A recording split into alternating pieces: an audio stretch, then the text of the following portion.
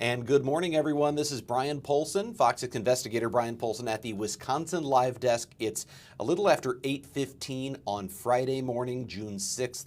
This is day 9 of the Maxwell Anderson trial, and the jury will soon be deliberating. They officially took over deliberations late yesterday afternoon as this case ramped up in speed very quickly. The state heard its last witness just after the lunch break, and the defense was expected to call maybe 5 or 6 witnesses. The defense called no one. Tony Cotton said no witnesses. That includes, of course, the defendant himself. Maxwell Anderson waived his right to testify. That wasn't a big surprise. It's pretty common for defendants in homicide trials not to take the stand, and especially in a case like this with circumstantial evidence where this isn't a matter of a confession that was given or something like that. This is really all about putting the state to its burden of proof. And you can imagine for the defense to put the defendant on the stand would be a big risk, since he is probably the only one who really knows exactly what happened that night. So Maxwell Anderson did not testify. Rapidly, things moved into closing arguments. The judge gave each side 45 minutes. Neither side took the full 45 minutes, and they were able to get the jury alternates selected, narrow it down to the 12 who will now be in that deliberation room. If you have not been following this from beginning to end, let me walk you through a bit about what we now know after 7 full days of testimony and going into the 9th day here for deliberations. There was, of course, 1 full day of jury selection, 7 days of testimony, and now deliberations will begin this morning. By the way, the court room is already open. The jury room is open. I believe they're expected to, Judge Crivello yesterday said she would like for the jurors to be back in place by 8:30. I imagine very shortly thereafter, the case will be called on the record, and the judge will give some final instructions before sending them back into the deliberation room. She said yesterday they'll be in there until they reach a verdict. Now, if that goes beyond 5 p.m. today, what will the judge do? We don't know.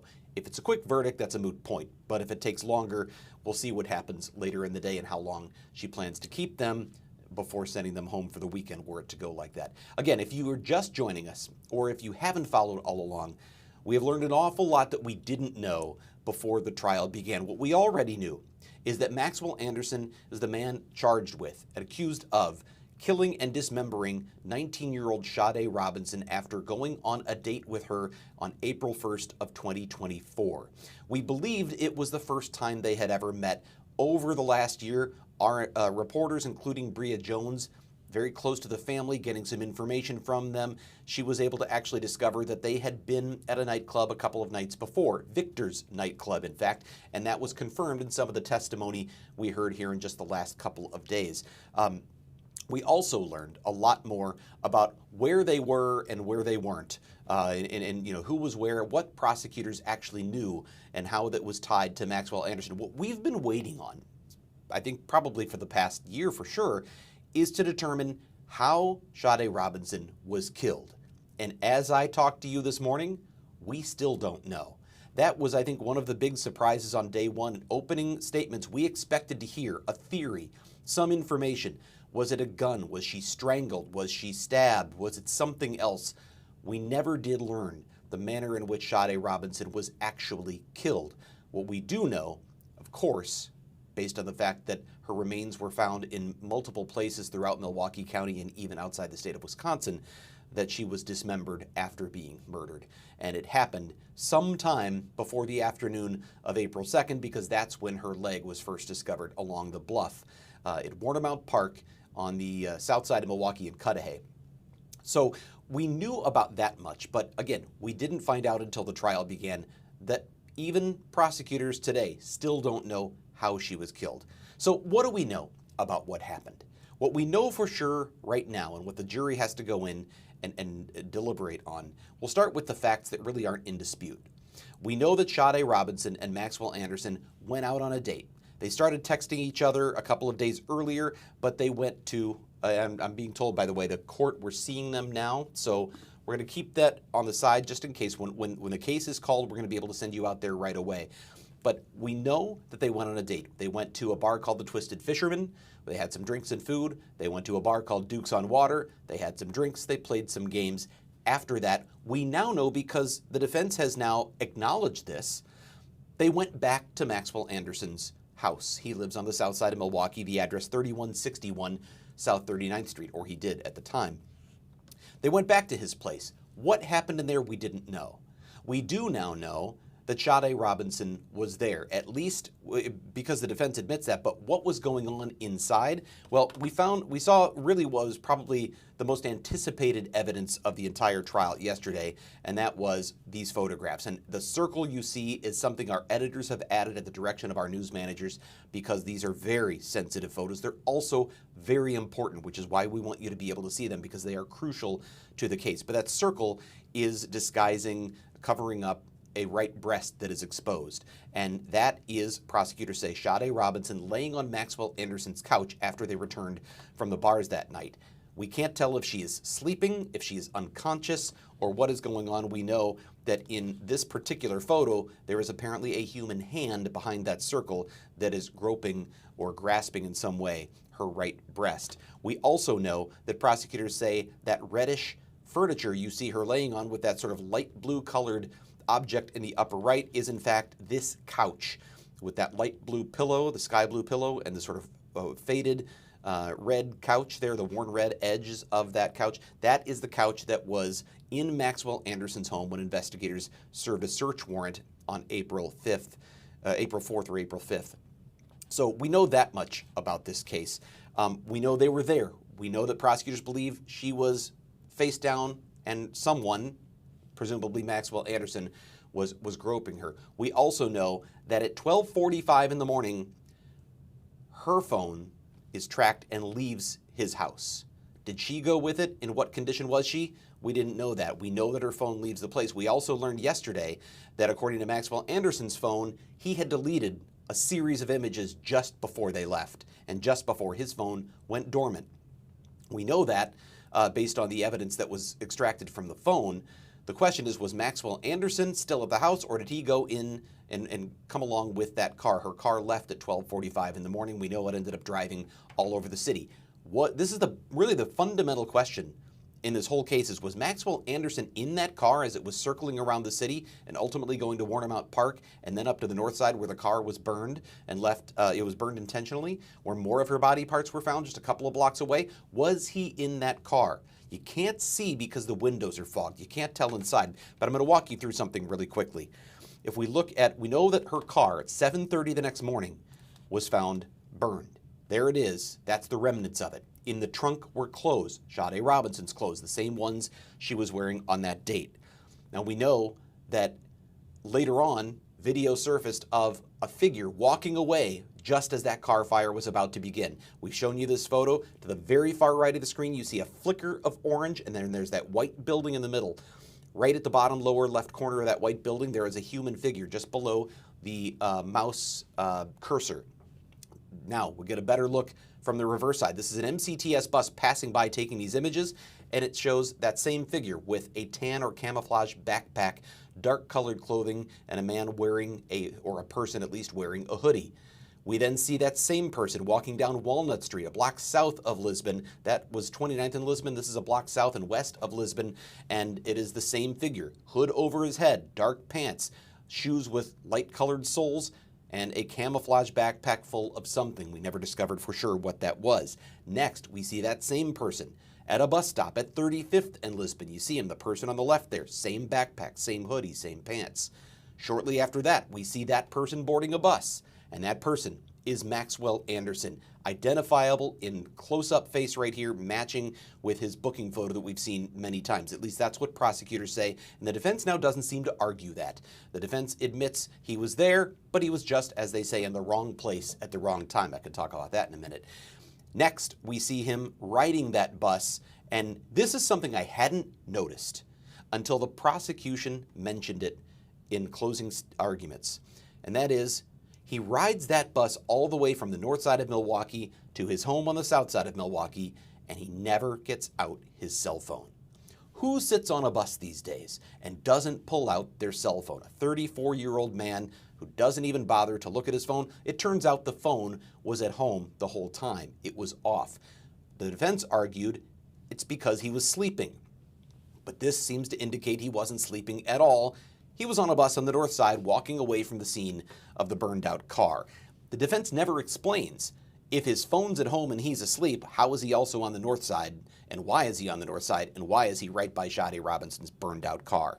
That is something that the jurors will be looking at. Next, of course, we see him get off that bus, and this is a few blocks from his home, the nearest bus stop to his home on the south side, and eventually we see him walking down the alley toward his house. So that tracks him all the way from the car fire back home the morning after his date with Sade Robinson. Then finally, the other key piece of evidence, the probably most crucial piece other than that photograph of Sade Robinson on the couch, is the hoodie he's wearing in these images. The hoodie on that whole bus ride, the whole walk back to the bus ride, that hoodie was ultimately discovered in a garbage can by police 2 doors down from Maxwell Anderson. Now, they didn't find it for more than a week.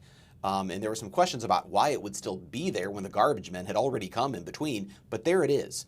And prosecutors got that. They showed that in court, and that particular jacket was tested. The hoodie, the sweatshirt, whatever you want to call it, was tested, and they found both Maxwell Anderson's and Sade Robinson's DNA. And here's the key. I had someone ask me, well, so what, her DNA is on it? We already knew they were on a date. That's not what he was wearing on the date. He did not wear that the night they went out to the bars. He wore that the day after. And the defense's story is she went home. She went home and she was fine. And the defense actually said at closing arguments, maybe somebody in Maxwell Anderson's alley did something. Maybe they kidnapped her. Maybe they took her on a car ride. And maybe it was a stalker. Who knows? Well, if that's the case, then it raises the question, how did Sade Robinson's DNA get on that sweatshirt? Those are the main points that the prosecution made at closings. And ultimately, the defense theory in the end was, there's a lot of missing evidence here. We don't have a murder weapon. There is no bloody crime scene. And there are questions about, we never see, by the way, Maxwell Anderson get into her car. His DNA is not on the door handle, even though hers is. Why is that if he drove the car? That's one of the questions that that the defense was asking. And ultimately, their only alternate theory, not that they are required to present one, but Tony Cotton did. He said, well, perhaps something happened in the alley. I don't know. Maybe it was a stalker. That was as far as we got. The state on its last, and the state always gets the last word in a case because the state has the highest burden. It's the state who has the burden of proof. Prosecutor Ian Vance Krazan came back to that and said, nothing you have heard in the last 7 days points to any other theory. There's no other person. All of the evidence presented points to one person. They said it all points to Maxwell Anderson. Of course, those are the arguments. Those are the things we've observed. Now it's time for the jury to make its decision. And again, deliberations are going to be starting soon. You can see the clock in the courtroom shows 8:31 a.m. The judge did tell jurors to be back in place by 8:30, or at least back in the courthouse by 8:30. How long it's going to take them to sort of get things set up and get things going, we don't know, but we are watching for that. When that happens, we're going to send you to the courtroom. The judge will have a few words to say to the jury, and then we'll dismiss them to head into their deliberations. I want you to know that when that happens, it's a waiting game. The attorneys go home or go wherever, or they've got to stay within 15 minutes of the courthouse, according to the judge, but they go somewhere and they wait, and we all wait. And that's where we're going to be today, is we're going to be in a waiting mode. It's verdict day, and assuming the jury is able to come to a verdict today, we're going to find out the fate of Maxwell Anderson and whether or not he is guilty of one or more of the 4 charges against him. And those charges include homicide, hiding a corpse, mutilating a corpse, and arson. Arson, I believe, of the car fire, of course. So those are the 4 charges against him. One thing to point out is the homicide charge is first-degree intentional homicide, but prosecutors slid in late in the game an alternative charge to that. They called it I think it's a lesser alternative, but it's a lesser charge alternative, which is if the jury says, we believe he killed her, but we just can't prove he planned it in advance, or we can't prove that he had intent to kill, then they could go with first degree, or second degree reckless homicide. That is also an option here. I don't know if there is a first-degree reckless homicide. I might be wrong about that. I should know these things. But in any case, there is a lesser charge that is an option for the jury if they cannot find him guilty of first-degree intentional homicide. And the tricky thing about that one is the jury doesn't know how she was killed. And I don't know if that will be a hang-up for them in the deliberation room, but they can't say, well, he had the gun in his hand and he had time to think about it. We don't know if she was shot, stabbed, strangled, drug overdose. We don't know. The toxicology didn't seem to show there was any sort of a drug overdose, but toxicology was difficult. Remember, these are individual body parts, and many of them were in the lake for a period of time, some for many, many days. So as best the crime lab could analyze, there were no drugs that were found to have been any part of the cause. We did find out from the last state witness that in terms of how Sade Robinson was dismembered, they said that her bones were crushed with blunt force trauma, and the flesh seemed to have been cut with a non-serrated knife, as best they could tell from the things they found. But again, it doesn't sound, as we thought for a long time, that maybe this was like power tools or something like that. And we know the neighbor downstairs had said he didn't hear anything like power tools going on in the middle of the night. He also said he didn't hear anyone screaming. Well, if Sade Robinson was passed out cold and died in some way that was quiet, and he did things in a manner that was not creating much noise, that may explain why the neighbor downstairs didn't hear anything. I'm speculating, but it's based on the evidence that we've heard so far. So 8:35 on the clock, you can see now. We're going to keep it right there so you can see what's going on. We're going to keep listening in. But when the verdict does come down, when we hear, there will be a heads up. The court will give all the parties, the defense, the prosecution, the media, everybody, a heads up that a verdict has been determined. Once we hear that, whenever that is, we will immediately assemble our news team. We will be here on the Wisconsin Live Desk. Actually, I believe once we know there's a verdict, it's going to be our live studio that's going to be on all of our streams. So it'll be our news anchors. It'll be Carl Deffenbaugh, or it'll be Ben Handelman, or whoever it'll be who's in place at that time. And we will start, and I'll be a part of that coverage. We're going to be giving you all of the background, what to expect, what's coming, and then we will get you out to the courthouse when a verdict is ready to be read. After the verdict, that's not the end of this case. Remember, there's still a sentencing phase. And I would say that that sentencing phase is going to come at a later date, and that will be the time, that will be when Sade Robinson's family members will actually have an opportunity to speak, to say something, for Maxwell Anderson to hear them. I know he's heard them a couple of times during this trial. There was one time when I believe we heard that Sade Robinson's mother, and I don't know if I have the exact notes or the exact words of what she said, but I believe it was when they were going through the autopsy photos and showing the dismembered body parts. I believe she came up to the glass and yelled or said something. I don't know if she yelled it or said it, but something to the effect of calling him the devil. And I'd like to find that quote, but you can only imagine what the Robinson family has been through, regardless of who's responsible. Their daughter was murdered and just gruesomely dismembered and treated in a way that sort of no human being could ever possibly be said to deserve. So it's been a difficult week, 2 weeks now, for the Robinson family, and they're going to find out Maxwell Anderson's fate today. But again, sentencing happens at a later date. That's when they'll have their chance to say what's on their mind and what they want the public to hear, what they want the court to hear, and what they want Maxwell Anderson to hear. That assumes, of course, there's a guilty verdict. Of course, if he's acquitted, there's no sentencing. It is also possible that he could be found guilty on one charge or multiple charges, but not all charges. So these are all possibilities. And I think if you listen to the defense closing argument, it seemed like Tony Cotton was almost conceding he's going to be found guilty on something here. But he really seemed to focus on, but not homicide. You just don't have the homicide stuff. That's where he seemed to be spending most of his time in his closing argument. I don't want to speak for the defense, but that's what I heard him saying. He didn't say it in those words, but he effectively focused a lot on the specific homicide charge and whether there was any way they could prove intent to kill. But he didn't dispute some of what seemed to have been in dispute throughout much of the trial. He didn't dispute that Maxwell Anderson and Sade Robinson went back to his house. He didn't dispute she was there. If that's the case, why did we have to see all that nighttime evidence of the shadows moving around in the house? Because that was presented to prove they were there. And at one point, I think it was even Tony Cotton or the defense team that raised the question, maybe that was just dogs. Maybe that was his dogs. I'm not really clear why they made a point of that and then later conceded, yep, she was there the whole time. He told the jury, we never denied that. But now they admit they were both there. He also seems to acknowledge that that's him on the bus camera. That's him walking away from the fire scene. Tony Cotton's argument there is he was in the wrong place at the wrong time. The jury has to ask, is there reasonable doubt if the person who's accused of this crime, the person, oh, by the way, another big thing we haven't talked about, the secret beach, the place where Sade Robinson's leg was found, just so happens to be a place that Maxwell Anderson called his secret beach. It's the place where he took an ex-girlfriend about 5 to 10 times to go down and hang out and light fires and take his dogs. And prosecutors really made a point of that. If that's his secret beach, what are the odds that that's where Sade Robinson, the person he's on the date with the night before, that her remains end up and she is discovered the next day? So a lot of evidence here pointing right at Maxwell Anderson, but it's all circumstantial.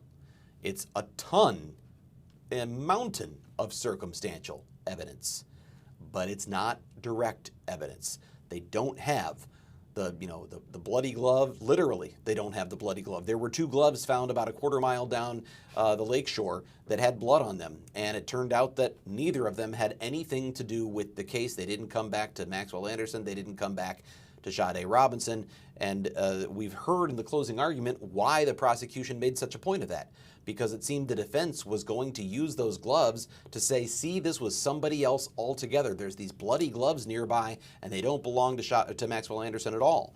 Well, it turns out they don't belong to either of them, and it was, as the state put it, a red herring. The defense, after that, never brought those gloves up again. So that, I think, over the last 15, 20 minutes is everything I can tell you about this case.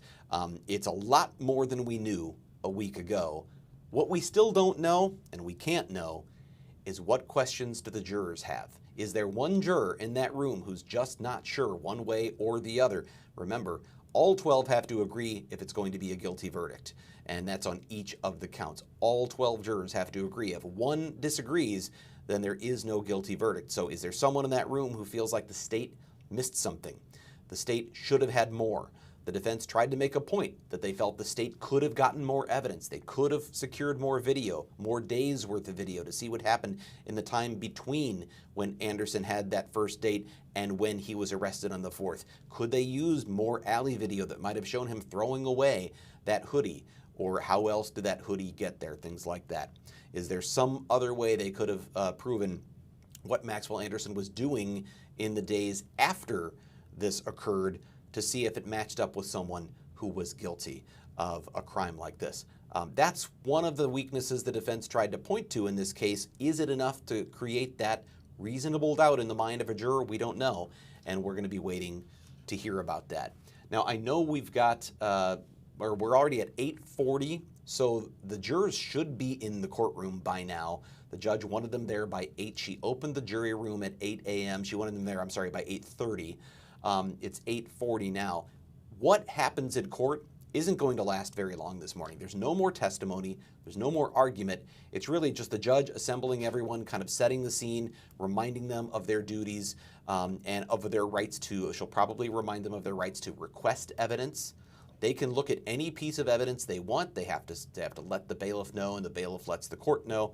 And there's so much evidence in this case. If they have a question about a particular piece of evidence, I want to see this one more closely, they can request it. If we start hearing the jury requesting a bunch of evidence, you might get the impression that this one's going to take a little bit of time.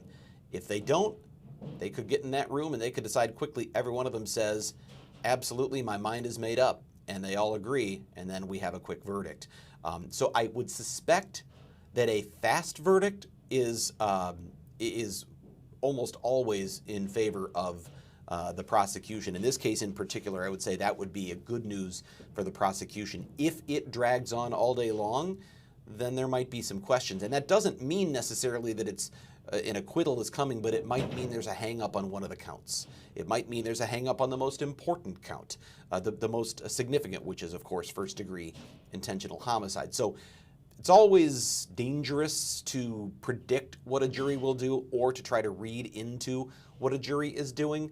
But those are the things we naturally do because we're on the outside and we're not in that room. And we're trying to make our best guesses, educated guesses based on experience and history. This is a day that obviously a lot of eyes are going to be on this case, but for most of the day we're going to be in just kind of a wait and see period. And I will tell you that the Wisconsin Live Desk will be live from 12:30 to 2:30 today if there has not yet been a verdict. We'll have some legal analysis. We'll have our Fox 6 News staff out in the field able to join in and talk to us more about what's been going on and what we're seeing or hearing, if we learned anything about what the jury's requesting, what kind of evidence they're wanting to look at. We'll know more, so if you want to tune into our live stream during that time, please do. We'll be here from 12:30 to 2:30 unless there's been a verdict already before that. Once a verdict comes in, we're full bore on Fox 6 News, and it'll be on both the broadcast and our live streams from our Fox 6 News studio. So that's where things are. Looking at approaching now 8:45, and the court, we're still not hearing, I don't think we hear any movement. I don't actually have the audio up. Delaney, do we hear anything? Not hearing anything? Okay, still not hearing much of anything, so we are in a wait and see. We haven't really heard anything, I don't think, from Bill Miston in the courtroom either to indicate that parties are in place or anything like that. Has he given us any update on who's there? It does say Robinson's family supporters are in the court. Anderson does not have any family present in the court at this time. One thing I haven't told you about, and this is pretty standard procedure, you might have heard the defense made a motion to dismiss the case after the closing arguments. That is 100% standard procedure. It's something that has to be done if they plan any possible kind of appeal. They've got to at least start that. So it's a procedural thing. What we did here, though, that motion to dismiss requires the judge to then come up with a determination. The judge has to say, at a much lower standard of evidence, in the light most favorable to the state, has the state proven that Maxwell Anderson did this? And she ultimately said that in that light, in the light most favorable to the state, taking the state's arguments with all of the evidence that's been presented, that indeed Maxwell Anderson appears to be guilty of these crimes. That doesn't mean that the jury will find the same thing, because the standard is very different for a jury. It is not in the light most favorable to the state.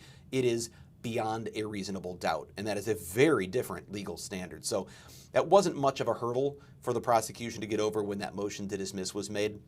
Judge Crivello denied it, of course, said the state had met its burden of proof on that standard alone. After that, they did have to get rid of 3 of the jurors. I have to admit, that's the part that you gotta feel for the 3 who ended up getting selected as alternates. Maybe they didn't want to be in that jury room, maybe they're done, maybe they're tired, but after sitting through 2 weeks of that detailed testimony, taking notes, formulating thoughts, all of the effort and the time and the thinking that went into this, and then they are cast aside and they don't get to be in that deliberation room. I've got to imagine that's tough as an alternate. I've never really talked to somebody who served as an alternate. I don't know if any of you have, but if you have, I can only imagine the frustration after all those weeks or all those days of testimony that you don't get to even have a voice in that room. But, of course, they were there for a reason. They were there to protect the case, because if you get that many days in and there are no alternates and somebody gets sick or somebody says something and talks to someone they shouldn't and has to be kicked off the jury, if you don't have alternates, well, then the case has to be dismissed and retried. So it would be a mistrial at that point. So the court did the right thing in having 3 alternates for a case of this length. I just point that out as on a human level. To imagine sitting through all of those days, day after day, of just excruciating video by video testimony, detailed extractions from cell phones and all that sort of thing, brutal photographs that you had to view, really, really difficult stuff. And then you're told you're an alternate and you don't get to have a voice in it. It's the process, and there's nothing wrong with the process. I'm not criticizing it, just relating to who those three individuals are. If you're watching, as if you're at home today because you no longer are a part of the case, I say thank you for your service in all of this, because obviously it takes some dedicated citizens to be members of a jury that lasts 2 weeks. I think it was a couple of years ago. I have a direct relative in my family who served on a jury. It was 1 day. It ran into the evening. She missed a Milwaukee Bucks game she had tickets for, and I thought that was something else. That was 1 day. This thing went on for a couple of weeks. Seeing a message from Bill Miston. What do we know? What he just wrote in there? Okay. Okay, I was wondering, it started to seem like it was getting late. I guess since the judge did send the jury into deliberations yesterday afternoon, that there is no need to call them back into court. They were told to report back by 8:30 to resume deliberations, and we're still seeing the clock on the wall, but that just indicates that there's nothing happening in the open courtroom. There's been no mention that there was any juror that didn't show up on time, so the presumption at this point is they are, in fact, deliberating once again, and so there is not going to be anything called onto the record as far as we can tell. So knowing that, it seems as though deliberations are, in fact, underway here on Friday, June 6th. The 12 jurors in that room are now looking to decide the fate of Maxwell Anderson. So we've given you a setup for the last 30 minutes. You know what we've learned. You know what's on the line. Next, we all sit and wait together. Being that appears to be the case, I am going to step away, and we're going to all wait with you. So obviously, keep your eyes on Fox 6 News. Keep your eyes on the Fox 6 live streams. We are going to, obviously, as soon as we hear that a verdict is in, there will be advance notice. We're going to let you know. We're going to assemble, and we're going to start our coverage, and we'll get ready to bring you the results of that verdict. It's been a fascinating couple of weeks. It's been an honor to bring you all of this insight, analysis, and update through the Wisconsin Live Desk. For all of you who've been watching here in the Milwaukee area and all around the country, I thank you for your attention to this, and we'll be back when there is a verdict. We'll see you then.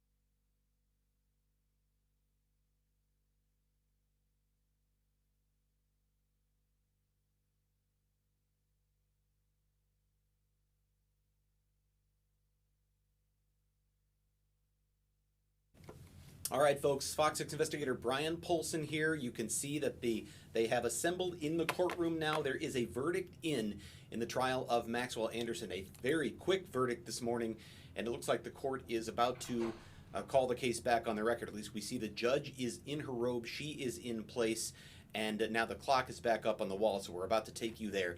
This was a very quick verdict, which I'm going to tell you most likely favors the prosecution, because if there was a holdout in there saying they thought there was reasonable doubt, that was something that was going to drag on for some period of time. But of course we won't know until the jury comes back in. Judge Crivello has already told those in the gallery that outbursts will not be tolerated.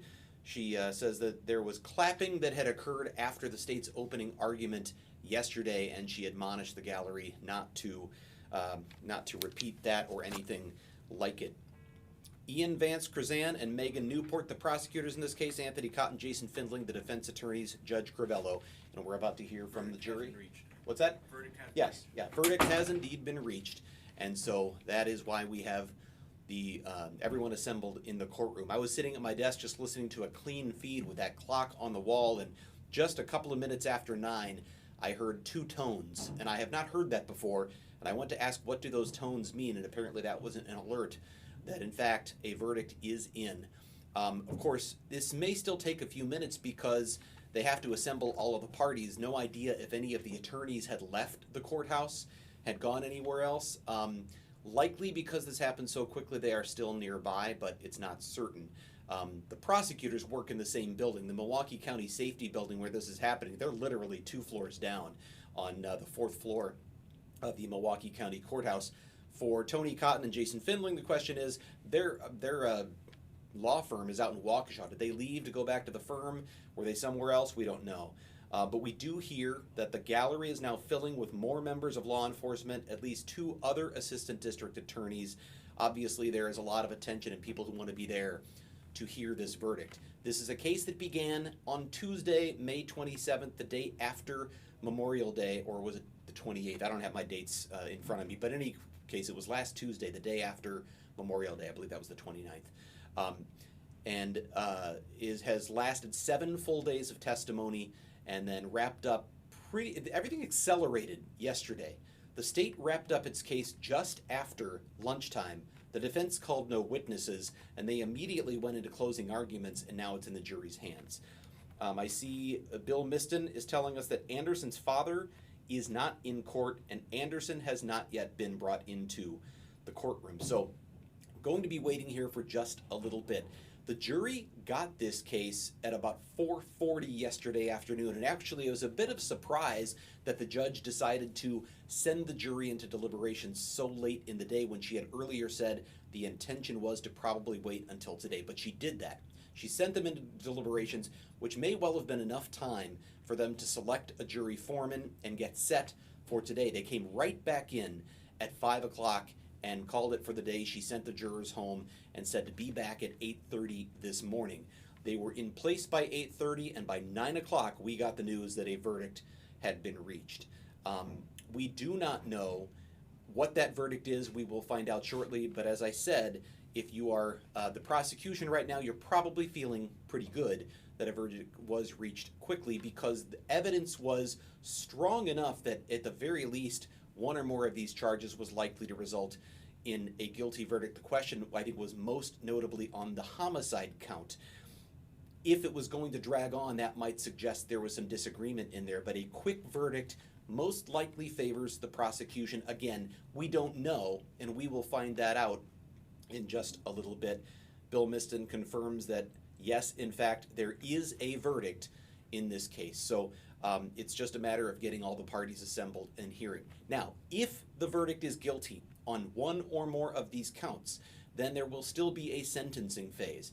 And that sentencing will likely be set at a later date, and almost certainly will be set at a later date. And of course, that will be the time when family members, community members will be given the opportunity to speak. I'm not sure how broad the judge will go in sort of allowing people to speak about this, but nonetheless, that is when the people who have been most directly affected by this tragic case will have their opportunity to have their say in court. That will not happen today. And again, the judge has already admonished the jury, do not have an outburst, it won't be tolerated, regardless of what the verdict is. She doesn't want applause.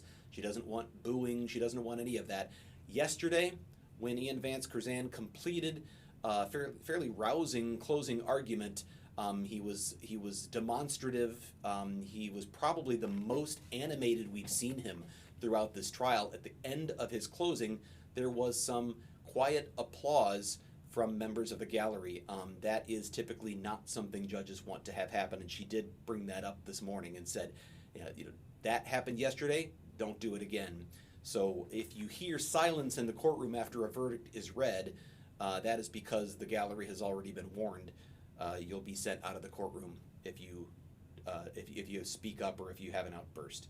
I'm reading that the DA and law enforcement do plan to speak in an organized news conference after this verdict, probably about 45 minutes to 1 hour after the verdict. It will be somewhere in the Milwaukee County Courthouse complex, not Courtroom 360 where this is taking place.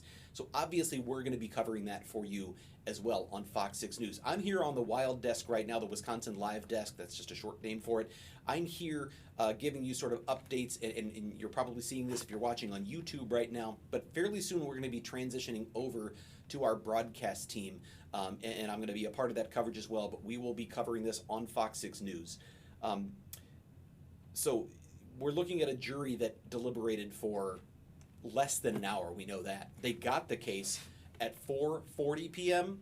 and they, after 4:40, they, this morning were in deliberations for less than 30 minutes, it seems like. So less than an hour, I think it's safe to say, to reach this verdict. What that means, again, I've given you my thoughts on that, my analysis. It doesn't mean I'm right, and we're only going to know once the jury comes out. I am told Anderson is coming into the courtroom now. I don't know that, I don't believe the jury is in. Or are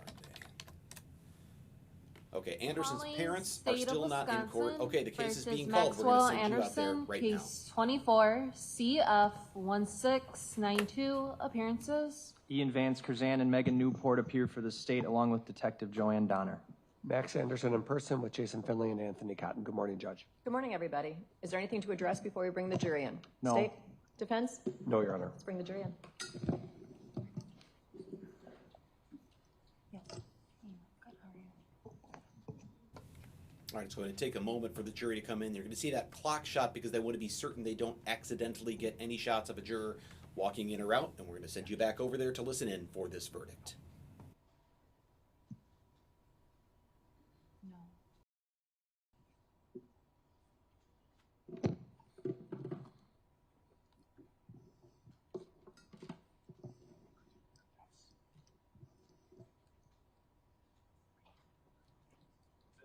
Yes, please.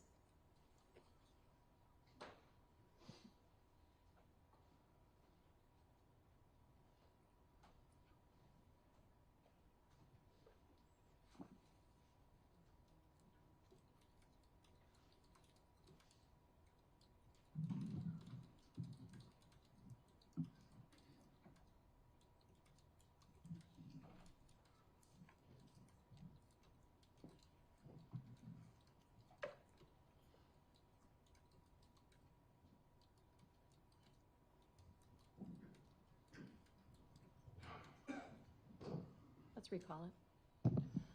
Calling State of Wisconsin versus Maxwell Anderson, case 24, CF1692, appearances. Ian Vance Curzan and Megan Newport appear for the state along with Detective Joanne Donner. Good morning, Anthony Cotton and Jason Finley with Max Anderson. Good morning again. And good morning to all of you. At this point, I have received verdicts. They are in a proper legal fashion. Who is my foreperson? May I have your name and number for the record? Juror number 1, Marilyn Dunstan. And you did sign these 4 verdicts and date them today? I did. Thank you. I will now read them into the record. As to count 1, the verdict reads, we, the jury, find the defendant, Maxwell Anderson, guilty of first-degree intentional homicide as charged in count 1 of the information. As to count 2, we, the jury, find the defendant, Maxwell Anderson, guilty of mutilating a corpse as charged in count 2 of the information. As to count 3, We, the jury, find the defendant, Maxwell Anderson, guilty of arson of property other than a building as charged in count 3 of the information. As to count 4, we, the jury, find the defendant, Maxwell Anderson, guilty of hiding a corpse as charged in count 4 of the information. At this point, I will poll the jury. What that means is as follows. I'm going to have the first juror stand in the back row on the far right. I'm going to ask you your juror number, and I'm going to ask you, will I stand and your juror number? 45. Juror 45, were these and are these your verdicts? Yes. Thank you. Next juror. Juror 23, were these and are these your verdicts? Thank you. Juror 29. Juror 29, were these and are these your verdicts? Yes. Thank you. Juror 47, were these and are these your verdicts? Yes. Thank you. Juror 3, were these and are these your verdicts? Thank you.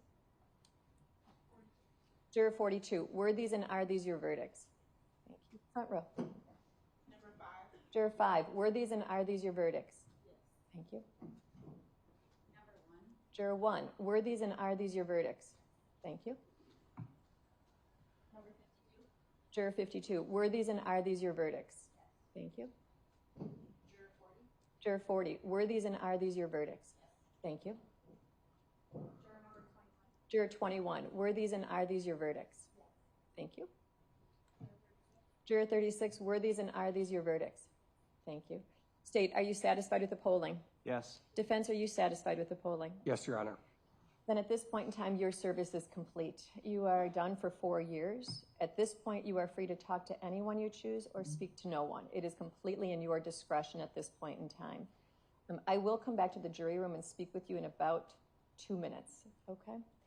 Thank you for your time and attention, and I'll be right back. Thank you.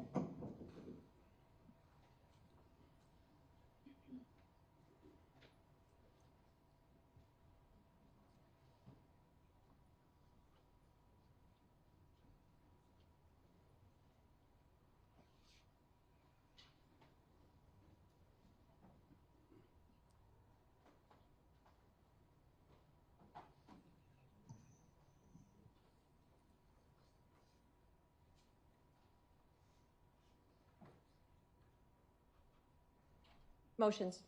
State moves for judgments of conviction on counts 1 through 4, and I move the court to remand the defendant. Move for judgment of acquittal on all 4 counts. And When we heard it was a quick verdict, you knew where this was headed. But we got an idea yesterday during closing arguments. I think there were 3 key pieces of evidence in this case that probably led to this quick verdict. And we know that the defense had been raising throughout that there were holes in the case. We don't have Maxwell Anderson. We can't see him in the car. Right. You don't have his DNA on the door handle. There were questions about how can you prove it was him, but there were 3 pieces. One, I believe, was, and probably one of the most key pieces, was him walking away. The video from the MCTS bus of him walking away from the fire that was set to that car, intentionally set to Sade Robinson's car. What's he doing on the north side? How could he be in the wrong place at the wrong time the next morning? But this was really key. They followed him all the way to the MCTS bus, and he comes back home. And the prosecution pointed this out yesterday. I can't believe I hadn't noticed it until now. He's sitting on the bus. He never pulls out his cell phone.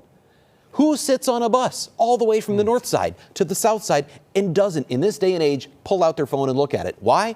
Because he left his phone at home to cover for the crime. That's what the prosecution said, and I think that was a really key piece.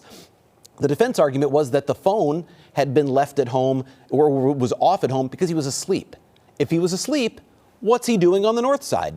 Why did he suddenly show up on the north side before the phone wakes back up? The defense couldn't explain that, and they didn't try to explain it. The only theory the defense had was finally presented yesterday, and that theory was maybe somebody kidnapped her in the alley. Maybe it was a stalker and they drove her all around the city. I don't know. Well, there was no evidence of a stalker. There was nothing on her cell phone that anyone was texting her other than Maxwell Anderson. The other key piece, I think, here was obviously the couch photos. That placed her in the house. And by yesterday, the defense said, we don't argue she was there. Well, they had been arguing if she was there. Now they're saying we don't argue she was there. We just think she left and was okay. And finally, it was the secret beach. Maxwell Anderson had taken an ex-girlfriend. We learned that yesterday. He had taken her there 5 to 10 times to the very same location where Sade Robinson's leg was found. The guy he's on the date with the night before, her leg shows up on the place he called his secret beach. I think those are the things that made this just, that proved the case beyond a reasonable doubt. I think that's why we got such a quick verdict. And the clothes seen in those photos as well were in the burning car found afterwards. Absolutely. As well. That was, I mean, that was another key piece, that the cable knit sweater, Right. because how do you know that's Sade Robinson on the couch? You can't see her face. Right. But she's wearing a very distinctive sweater. You can see the hair matches. And then how do you know that's Maxwell Anderson's couch? Well, there's that little light blue pillow in the corner, and there's the red worn material with the brown piece of furniture next to it, which matches everything we saw in that living room photo that the investigators got when they went and served their search Yeah, they warrant. called it that distinct couch, the investigators on the witness stand. We just got this in from the courtroom as well. The sentencing for Maxwell Anderson is coming August 15th. So found guilty on all 4 of the counts. August 15th will be the sentencing. Let's get back to Julius Kim, our legal analyst with Kim and Lavoie, a defense attorney but a former prosecutor as well. Julius, you just heard the counts read and kind of previewed a short amount of time spent deliberating. I imagine no surprise from you hearing guilty on all counts. No surprise at all. It was a pretty strong case for the state in the end. And I think Brian pointed out the main parts of why the state's case ended up being stronger than maybe we were wondering whether it was. And that was kind of these 3 pillars. The picture of Maxwell Anderson walking away from Sade Robinson's burning car. There has to be some kind of explanation put forth for that.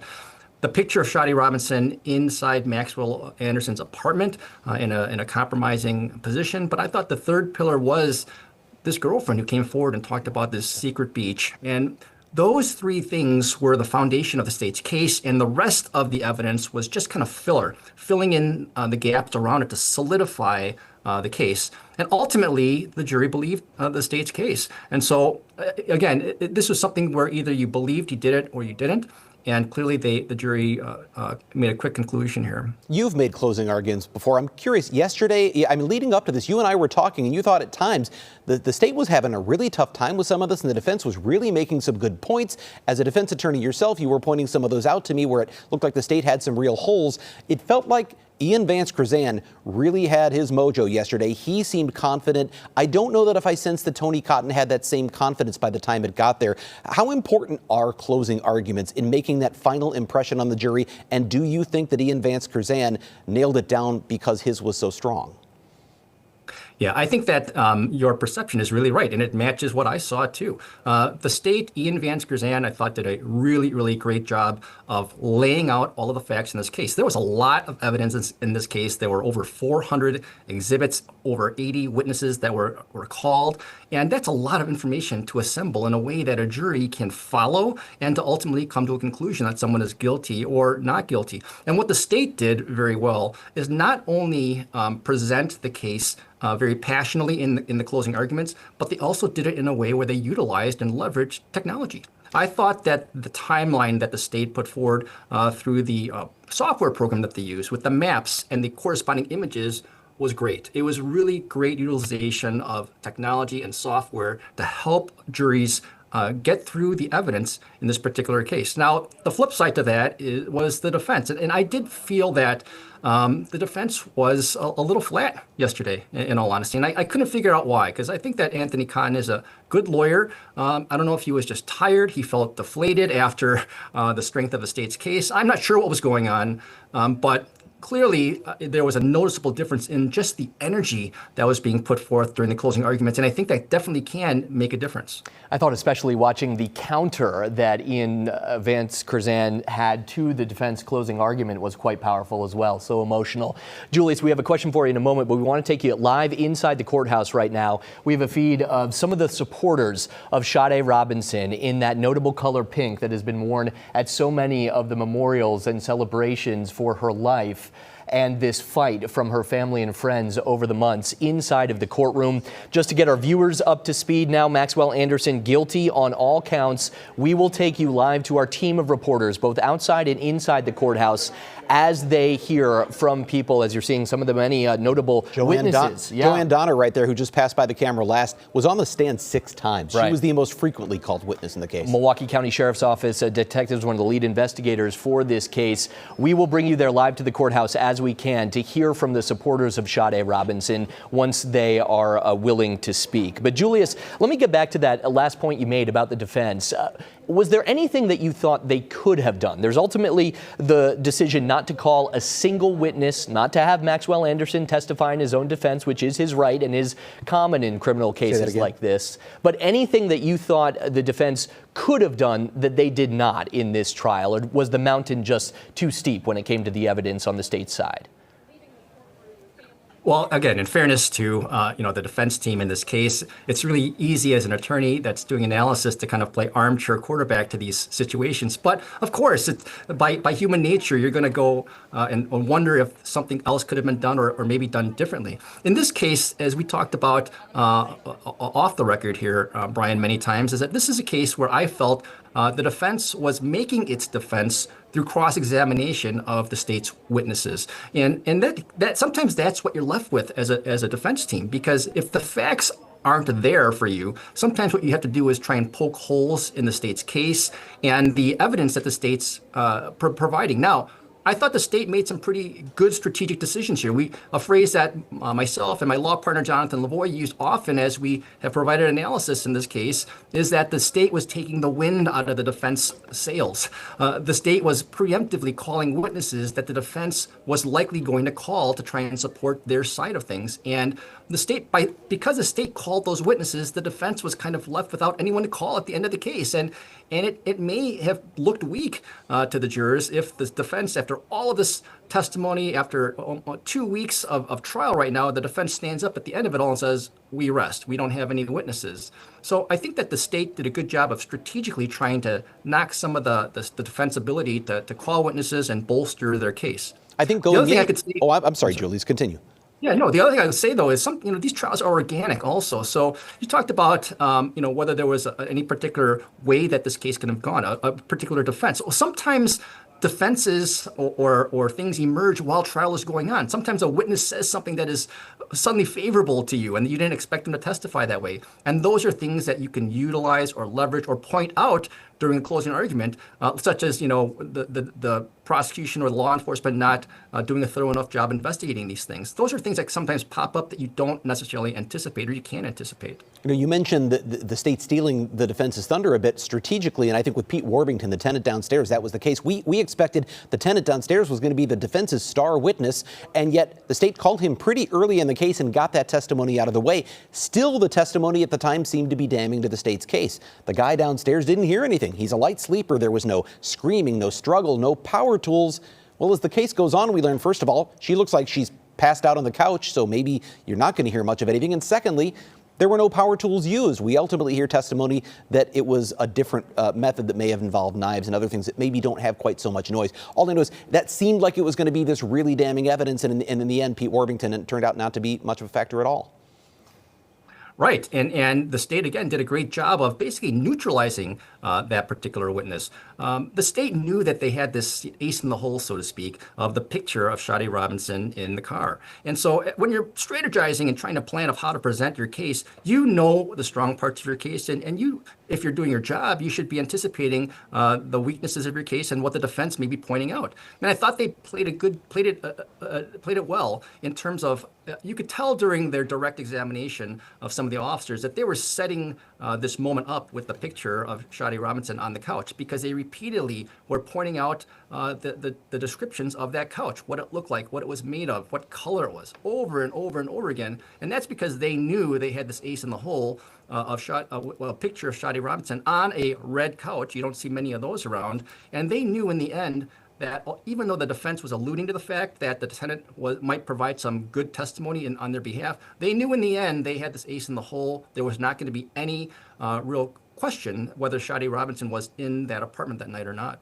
For all that they did not have, right, all that the defense attorneys kept pointing out, you can't see Maxwell Anderson driving that car. You don't see him getting in or out. We still don't know exactly when or how Sade Robinson died. The fact that they had those pictures from inside of that room. Julius, thank you so much. You have been such a great gift to us, taking us through from both sides throughout the trial. We're going to try to check in with you a little bit later. But right now, we're going to turn our attention to Bill Miston, who has been in the courtroom each and every day of the Maxwell Anderson trial. Bill joins us now live from the hallway. Members of Sade Robinson's family, her friends, her supporters behind you there, Bill. Tell us about the moment when the guilty charges are read and what that was like inside the courtroom.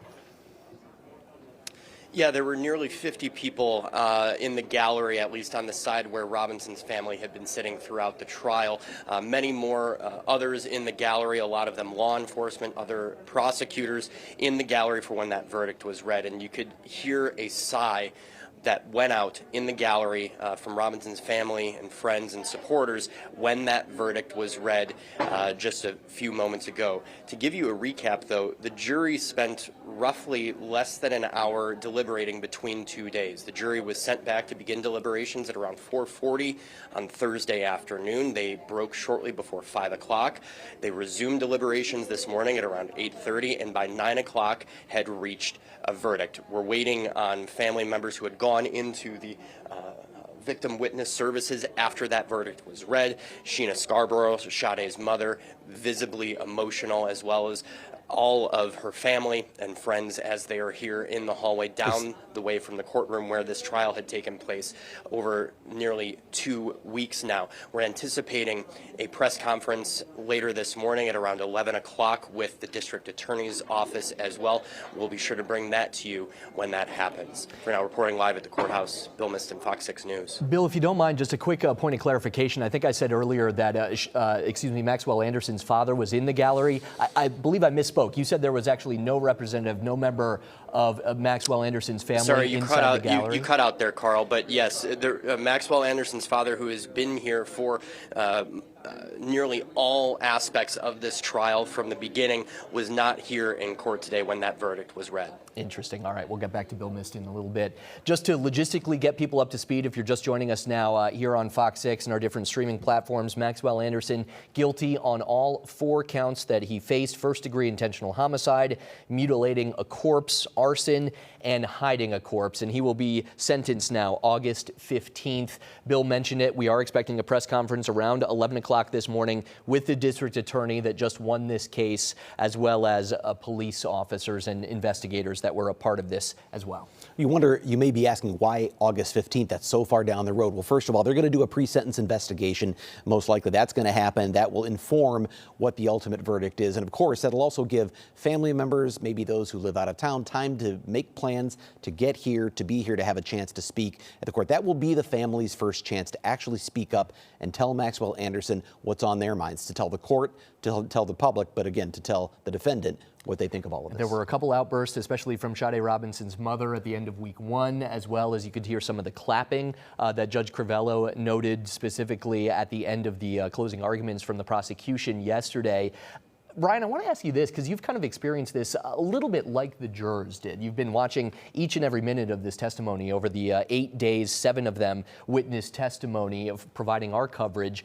What did you think of the ebbs and flow? Because I imagine you experienced this a bit like the jurors did. There were lulls where you're getting nitty-gritty detail about the car movements and the different data that they compiled. It was versus that final moment. There were times where the case really dragged, and I think it was just a couple of days ago when it was at the end of the afternoon when they had spent a long time, the prosecution spent time showing that video in the dark from across the street in Maxwell Anderson's house, and you're just looking for little flickers of movement. Clip after clip, the lights are off. We started to hear that jurors were starting to yawn. One was closing his eyes. The judge even said she was a little concerned the jury was getting sleepy. And I was talking to our legal analyst, Julius Kim, and saying, I think the state's losing the jury right now. So you feel the case is dragging.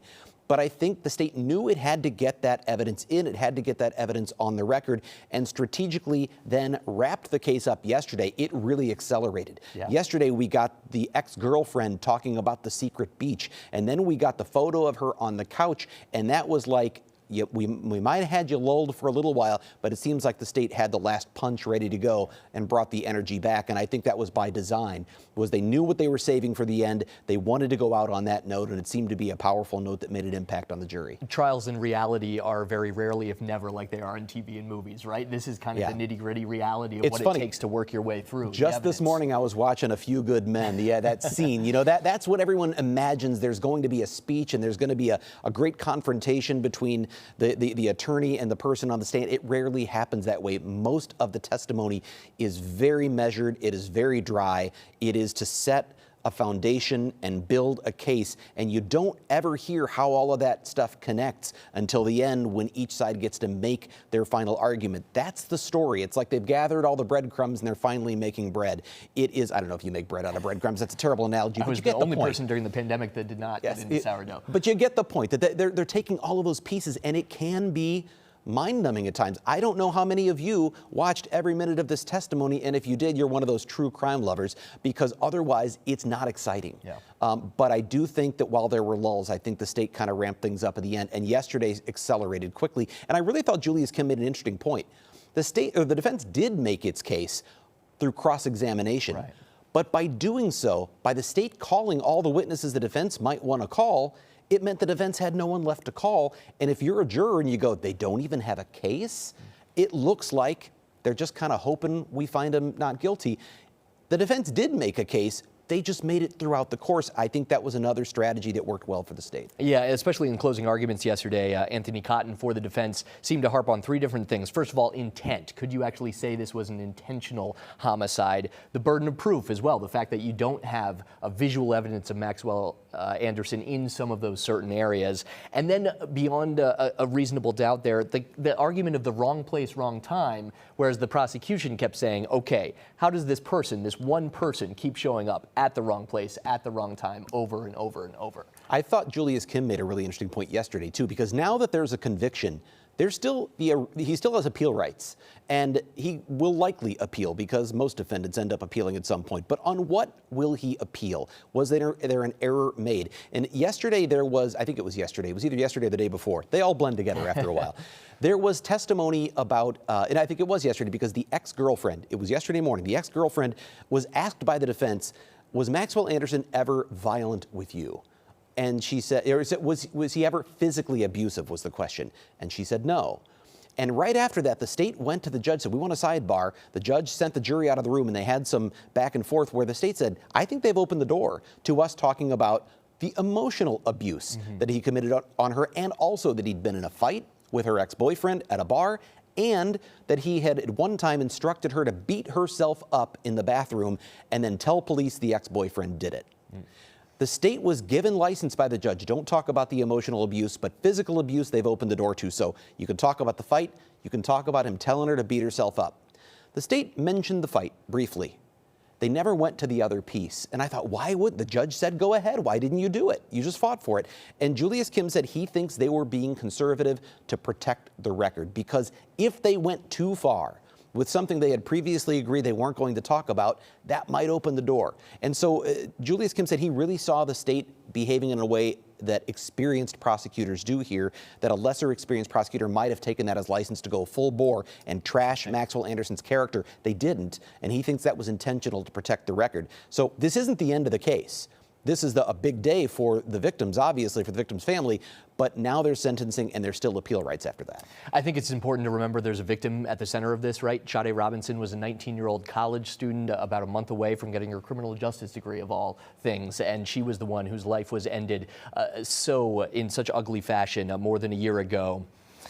As we get you ready for the rest of our coverage here today, again, we're waiting to hear from Sade Robinson's family or supporters here. We heard that her mother was in court, as she has been for so much of the trial. She was with some of the victims' advocates there at the courthouse. We'll see if we hear from her directly. We are going to hear from the district attorney and police around 11 o'clock this morning as well. What else stood out to you, Brian, over the course? Listening to Jonathan Lavoie, who is Julius Kim's partner at their defense firm, one of the interesting things I thought, too, was perhaps a bit of a misstep from the defense yesterday when there was the questioning of the beach and how you could get here. And some of that, it seemed to really kind of turn things around as well. I think certainly, as I said, I think it was one of the three key pieces that this witness, this ex-girlfriend, not only knew about this beach and said he called it a secret beach, she went along with an investigator and said, I don't know the streets of Milwaukee very well. I don't know them by name, but I can show you. And she took him on the path. And her path was very specific. As she got to the service road, you remember where the gate had been smashed by the car, by Sade Robinson's car. And prosecutors say that was Maxwell Anderson smashing the gate because there's a body in the car and he can't carry it all the way down. She said we would go that route. We'd squeeze through the fence. So he knew you could get through the fence without smashing the gate. she had gone through that gate and they would walk down that very same service road and go to the very same beach, the very same location where Sade Robinson's leg was found, I think that really opened a door for the prosecution to say, well, he knew how to get down there by walking. Then why would he have to smash the gate? Well, he smashed the gate because there's a body in the car. And so I did think that was really important. And it also raises the question, well, the defense tried to say it's not that secret of a beach. Other people go there. It's part of a public park. It was that someone may else be who true. found Sade Robinson's severed leg on that beach. That's true. And while that's true, you still have to explain how the woman he just went on a date with, who's the subject of this, her leg is found in the place the next day where you've taken previous romantic partners on a regular basis and called it your secret beach. I just thought that was that plus the photographs that we saw, and that all came yesterday. I think those were the final nails in the coffin of the defense case. I believe we have Julius Kim back with us, our legal analyst, along with his partner, Jonathan Lavoie. Julius, since we're discussing it right now, kind of those key moments from yesterday, I think you heard some of this, but the discussion of the Hollywood moments that don't happen in real trials, right? There is not a smoking gun in this case. We still don't necessarily know much of the information about the final moments of Sade Robinson's life. How about those photographs, though, and the method it took to find them in terms of photos taken on Maxwell Anderson's phone, deleted, but they're able to recover and use those photos in court yesterday? What did you think about that as one of the final things we heard from the prosecution? Yeah, I thought it was really, really powerful evidence. We were all kind of waiting for this this picture or these pictures to show up, and we were guessing that the state was kind of waiting to the very end because they wanted to end strong. And clearly, that's a good move. But one thing I thought that the state did very well yesterday was that they presented that very technical evidence in a very understandable way. You know, as a trial lawyer, you're always nervous that as you're presenting technical evidence like DNA evidence or digital or forensic evidence, that the jurors might, it might go over the juror's head. But they called some good witnesses who clearly have experience testifying to explain things in a very matter-of-fact way and point out things that were really important. I thought the fact that the timing of when these pictures were deleted was very, very important. Saying that there were, I think, 37 pictures that were deleted shortly afterwards, and talking about how he would have to, choose which pictures he wanted to delete and then confirm that he wanted to delete those things. It just showed that there was a certain intent, and it also kind of made us all kind of visualize what was going on in his apartment during that time. And I thought it was interesting that they pointed out this picture, this screenshot or whatever of, what not to mix with bleach. That was just devastating to the defense. And the fact that that was deleted or modified around 11:30-ish on the night of the incident, that was also part of the story, because the state was able to kind of show that what their theory was at that point. And that's what we wanted. We wanted them to show what their theory was, that she had been killed or murdered beforehand, presumably. Now he's looking for a way to clean it up, and now he's trying to fix things. Julius, I look at this case and I think step back, look at how all criminal justice is changing, because there was so much digital evidence here. Surveillance videos from all over the city. There were cameras on county buses. I mean, what if that bus happened to not just be passing by at the time Maxwell Anderson's walking away from the fire? I think the serendipity of a county bus with 14 cameras on it just happens to be going by at the time this happens. You also have the cell phone data that's been deleted but is still there. And then on top of all of that, you have license plate reading cameras that are able to prove that the car they're trailing all around the city that looks like a Honda Civic around a certain era, it's definitely hers because here's the license plate. There were so many pieces of digital evidence. It seems to have changed what we can expect in criminal trials. Has it gone so far, though, now that juries expect you've got to have all of this? Like now somebody looks and goes, well, you don't have all the evidence. They had it for Maxwell Anderson. What about my case? Yeah, that is definitely a challenge for trial lawyers moving forward and in this day and age. But you have what you have. And I think that, in all honesty, it's a lot harder to commit a crime these days with all of these things going on. Ted Perry and I were having a conversation the other night about the fact that there are video cameras everywhere now. It just seems like they're everywhere. So it's very, very difficult now for people to actually get away with things. That being said, I think that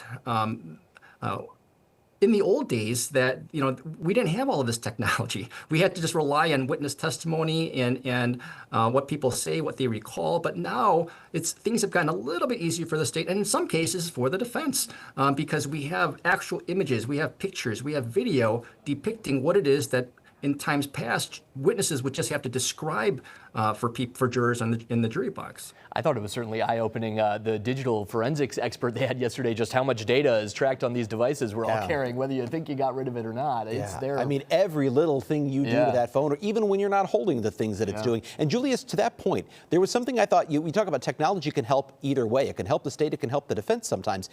The defense was trying to use that window of time that Maxwell Anderson's phone was not interacting with the network at all, and that was from 12:08 a.m. until about 9 a.m. He was powered back on. Their theory was the phone was off, the phone died, he's asleep. Of course he's asleep. But I think the thing that killed that theory was, then what's he doing up on the north side at 7:30 in the morning walking away from a burning car if he's asleep at home until 9 o'clock in the morning? So on the one hand, it almost seemed to help the defense, but for that other visual evidence. Yeah, you're bringing up a good point. And again, I don't have all the facts, I don't have the reports, so I'm just, playing armchair quarterback here. But I did wonder if it would have behooved the defense to acknowledge that Maxwell Anderson at least knew something about what was going on, because there was, to not acknowledge that Maxwell Anderson knew something about what was going on, it makes it easier for the jurors to just paint with a broad brush and say, you know what, he did this. But if they could at least acknowledge that Maxwell Anderson knew what was going on, but that someone else may have actually been the actual culprits, someone else may have thrown the match in the car, someone else may have actually killed Sade Robinson, someone else may have actually dismembered him, and Maxwell Anderson was around it or was asked, for a lift or whatever, that may have been at least a strategy to salvage something. Right now, he was charged with and convicted of first-degree intentional homicide. That carries a mandatory life sentence. He's going to go to prison for the rest of his life. I'm very confident of that. And so there could have been some strategy at trial to acknowledge that maybe he was around it, but wasn't the actual person that was doing these things. Because again, the state did not charge these offenses as party to a crime where Maxwell Anderson is aiding or abetting someone else. They charged it as him being the one that did all these things.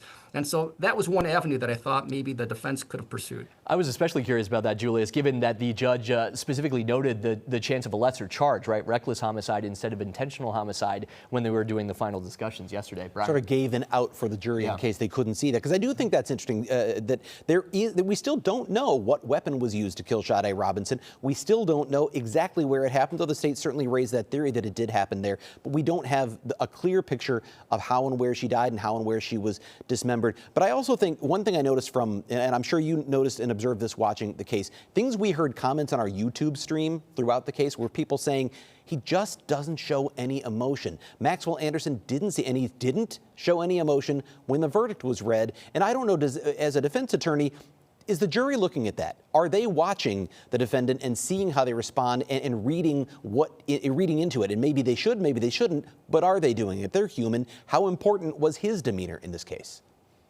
They sure are. They're watching everything that Maxwell Anderson and the defense team is doing and the interaction between them, because there were some big moments in that trial. You could see also that from the state, because as critical pieces of evidence were being presented, you could see the state, Mr. Vance Curzan, looking over at the jury box to see how they're reacting to these really critical pieces of evidence. And the jurors are also looking to see how the defendant is reacting to these pieces of evidence, whether he's emoting at all.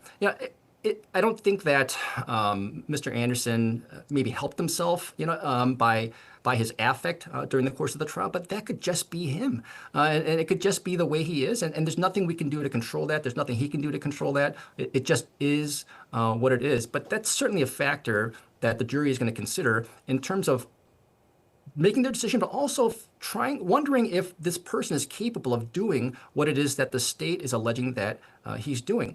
One possible, you mentioned that that the reckless was out there, and you know what? There was no other evidence to show that there was anything like wrong or bad between Maxwell Anderson and Sade Robinson. They seemed to be getting along, and so one question in my mind was, does he testify and throw out this whole possibility that it was an accident, that things got carried away, that they were involved in some type of sexual activity that resulted in her dying, and that it was reckless conduct and not intentional conduct. That didn't happen, but jurors ultimately have to look over at a defendant and figure out and decide whether they think that person is capable of doing what they're accused of doing. It did seem like the defense was kind of throwing out Hail Marys during the closing argument yesterday, right? Pointing to maybe there was a stalker, maybe there was someone following her in the alley, maybe there was sloppy police work as well, noting the discovery only days after of the sweatshirt he was seen on video wearing.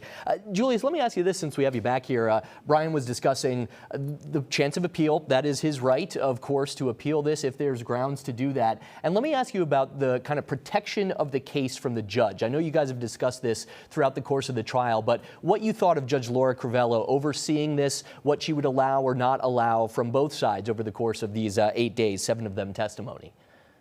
I've known Laura Crivello since I got out of law school. We were both in the district attorney's office together. She's a very, very smart person, a very, very smart lawyer, she was a very, very thorough lawyer, and she's also a very, very thorough judge. Nothing was different about Laura Crivello from what I've known her as an attorney and how she is as a judge. And I thought she handled the case really, really well on lots of different levels. One, from just a personal level, I thought she did a good job of keeping the temperature down in the courtroom, of making sure that the jurors were calm, that the litigants were calm, and that she seemed, just very caring and also in control.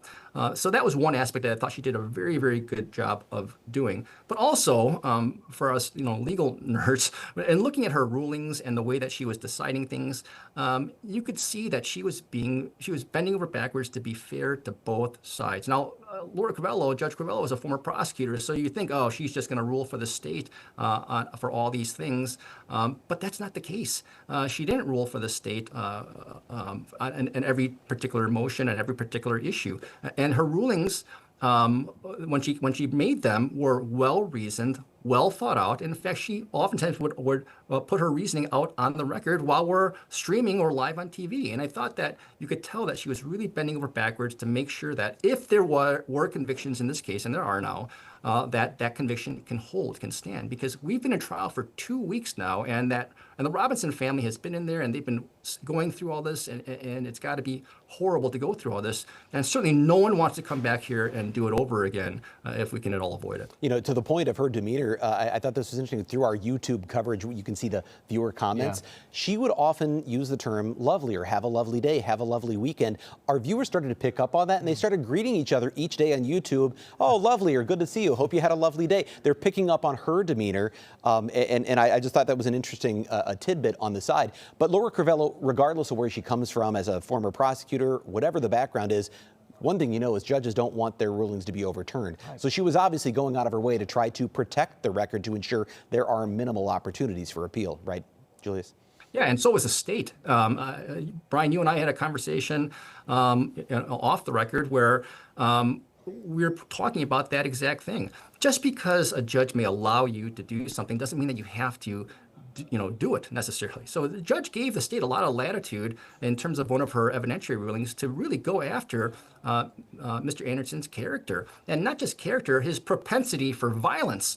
And the state had the opportunity to do that, yet they reeled it back in. And I thought that was a really good move. It was a really smart move. It was a very high trial IQ move, because they know that if there is a conviction in this case, it has to stand up to appeal. And these issues regarding character evidence and whether character evidence is admissible or not tend to be the kinds of issues where cases get reversed. There are high-profile cases, like the Cosby case, for instance, that were reversed because the prosecutors went too far after being granted latitude to get into some of these things. And so I thought that the prosecution did a very good job of protecting the record also.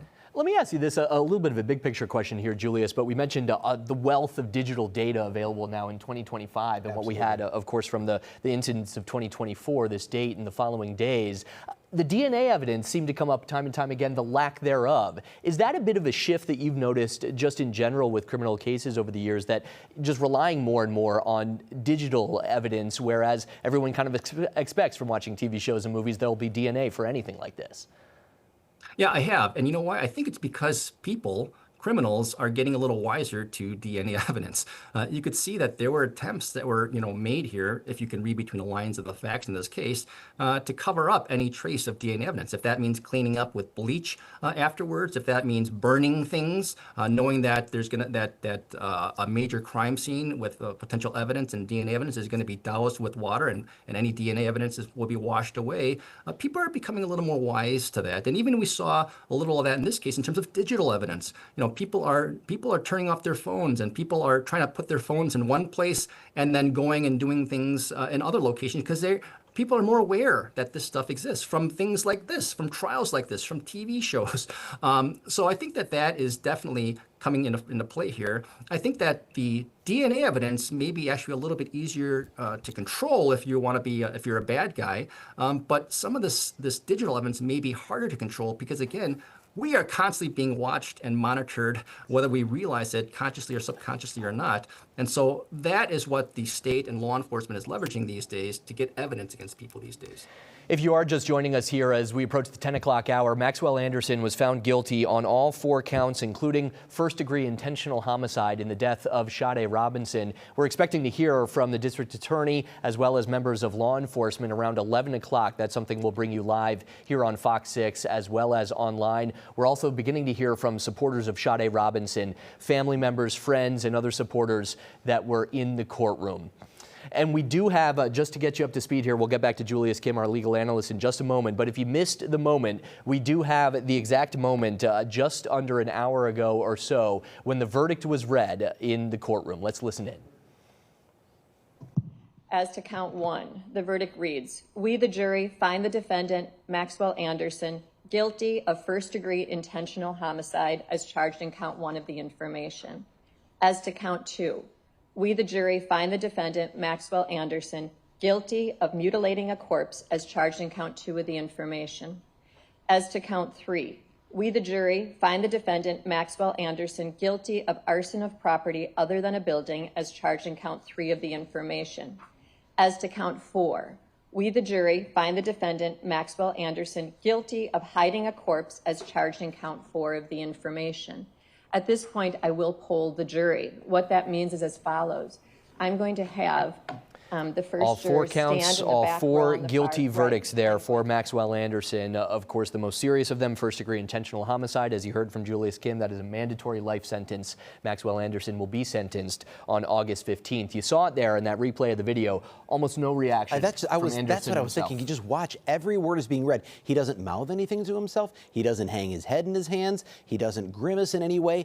It's just a stoic face. He looks like there's almost no feeling. I mean, it's really remarkable how little reaction. Now, there was reaction in the gallery that you can't hear there. It was subdued because the judge had forewarned them yesterday. There was some applause, light applause at the end of the prosecutor's argument. That's a no-no in court. Right. So the judge said, none of that. I don't want any outbursts. You'll be kicked out of the courtroom. Well, the last thing they want is to be kicked out right here at the crucial moment. So what Bill Miston said was he heard an audible sigh. Yeah, an audible sigh from the supporters of Sade Robinson. Many of them had been there each and every day. Her mother, for one, Sheena Scarborough, repeatedly would go in and out of the courtroom. You can imagine what a difficult 2 weeks this has been for her, hearing in gruesome detail the final moments of her daughter's death and what happened to her body after that. Yeah, it was a long, obviously, last couple of weeks as well that they had to sit through that testimony to see the pictures. And many of us have not seen those pictures because we didn't show them on television. We didn't show them on our live streams. They're just simply too sensitive. But the family members had to be in court, and at times they left. We know that Sade Robinson's mother was often escorted out of the courtroom at times when the testimony was just too graphic. That's her daughter up on that screen, and that's her daughter, her remains torn into pieces. So you can only imagine what this has been like and what it must feel like today to know that a guilty verdict was determined. And even with a guilty verdict here, I know the family spoke to our Bria Jones repeatedly in the lead up to the trial. They said to some degree they won't have closure until it's horrible to hear, but until they find Sade's crown. Speaking, of course, of the fact that of the many body parts found around Milwaukee County, one of them as far away as Waukegan, Illinois, they still have never found Sade Robinson's head after this brutal end to her life. Yeah, with all of the other parts that came up one by one, her torso, her arm, her ankle, her leg, they never have found her head. And obviously that's a huge piece that is still missing for the family. At some point, now that there's a guilty verdict, will Maxwell Anderson come clean and say where he deposited that? We don't know, but that is certainly something they are still waiting for. We're starting to get reaction from supporters of Sade Robinson. Our Durante Matthews is doing an interview right now outside of the Milwaukee County Courthouse. Let's listen. All need support, so just coming out and showing them that we're better and bigger in numbers, that's all that they needed, that I felt, love and strength. And so when that verdict was read, guilty on all counts, you were in there when that happened. Can you just describe to me the atmosphere in there? The atmosphere was a sigh of relief that justice had been served and that they did not kill her twice. We felt that this should have happened. They shouldn't have went to trial with this at all. With the evidence that was displayed and showed in there, this shouldn't have went to trial at all. So you were not surprised with the guilty verdict? I was not at all surprised at all. There was every evidence, him setting the car on fire, everything that led up to this verdict. It was horrific. And can you talk to me again? You say you didn't know Sade, but you felt compelled to come out here because they needed that support. Absolutely, they did. They needed that support. I feel that this is justice for not only Sade, but those whose voices go unheard every single day and are still missing. Black children, children in the community of color, those who are in underserved communities, their voices have been served with this trial here. All right, thank you, Sierra. Is there anything else you'd like to say before I let you go? No, justice has been served, though. Thank you so very much. Absolutely, thank you. I think that's so telling. Speaks to why this case has resonated with so many, including people who did not know Sade Robinson but wanted to be there to support her friends and family. This is a young woman, a 19-year-old at the time, who was going on a date, a college student. And I think, as you, Brian, alluded to in some of the podcasts you've done on Open Record and the like, the reason that so many women especially can feel this story, you're going on a date with someone you've met a couple times before, but you don't really know them very well. You never know how this is the nightmare scenario, right? It literally is the nightmare scenario. And we talked to Bria Jones about that on the podcast. Bria Jones is a young single woman in the city who said, I'm in that dating world too. And I think that connected her to this case. Anyone who's gone through that, you think, especially, I hate to say that it is, but it is especially women who are concerned about meeting men they don't know. And I know people who've come to me and said, because they know what I do for a living, can you check this person out? Can you back her and make sure this person is safe? That's the ultimate question you have when you go on a date with someone new. Are they safe? Am I going to be okay? Can I give them my phone number? Sade Robinson knew Maxwell Anderson, and we saw in some of these videos, he was familiar to other people at these bars that she went to. He was a regular at Duke's on Water. So maybe to her, oh, these people seem to like him. They say he's a good guy. That makes him trustworthy. And that still obviously is even more frightening, I imagine, to someone who goes, I can't even rely on that, because you never know. So this certainly was the nightmare scenario, and I think you're right. I think that's one of the many reasons people really connected to this case. We go back more than 14 months to when this happened. April 1st was the date. April 2nd is when the burned out car was found, the leg discovered later that evening at Warnemont Park. I think in those early days, a lot of people assumed, okay, this is the dating app age, right? They must have met online, didn't know each other. Well, that was not the case. She basically got to know him or know of him as this date possibility through common friends that they had. Right. She was introduced to people, so she had some reason to think, okay, this guy might be all right. And they had spent a little time together. We learned yesterday for the first time that they had actually been exchanging texts for a couple of days leading up to this. They had been at Victor's nightclub, and then they were exchanging texts. He had apparently borrowed a comb or something like that. Or she had left it. Or she had left it, and she said, hey, I need that comb back. Can you bring it? Yeah, I'll see you tomorrow. Then she says, well, I'm at work. Maybe we can go, on the date the next day. Finally, they go out on April 1st. And so they had known of each other. They had each other's phone numbers. They're exchanging texts. But that doesn't mean you know a person. Right. And obviously, that this is the ultimate fear, whatever did happen. We don't know exactly what went on inside the house that night. And I think that's part of the missing piece in terms of how it ended the way it did, is all the videos of the date seem to demonstrate it's a pretty casual and positive all date. Right? They're playing beer pong. Yeah, they're not super close and affectionate, but they seem to be having a good conversation, showing each other their cell phones. He's playing bar dice, they're playing beer pong. They seem to be having a good time. Where was it, and when was it, and why was it that it turned? Was this something he planned all along, or did something go terribly wrong? Did he plan to clean it up, or did he just clean it up on the spot?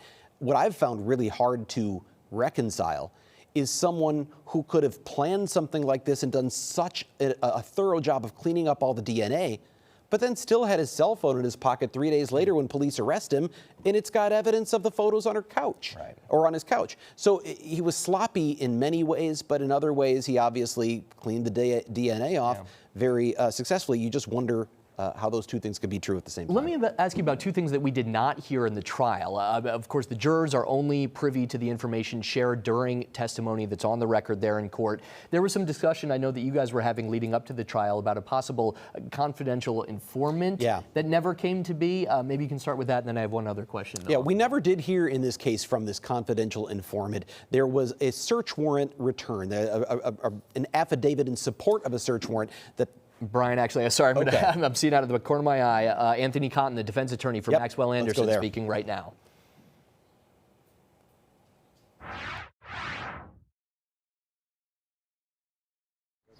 It's something you have to deal with. All right. Thank you. Thanks, Appreciate it. Yeah, take it easy, guys. And apologies, looks like we just caught the tail end of that. Our team of reporters, of course, inside and outside the courtroom, will bring you the latest on what Tony Cotton there said after his client was found guilty on all 4 counts. All right, Brian, let's get back to that possible confidential informant, So, in fact, we didn't hear. We know that the state, or that investigators rather, had relied on a confidential informant. They had already searched Maxwell Anderson's home a couple of times very early on after his arrest.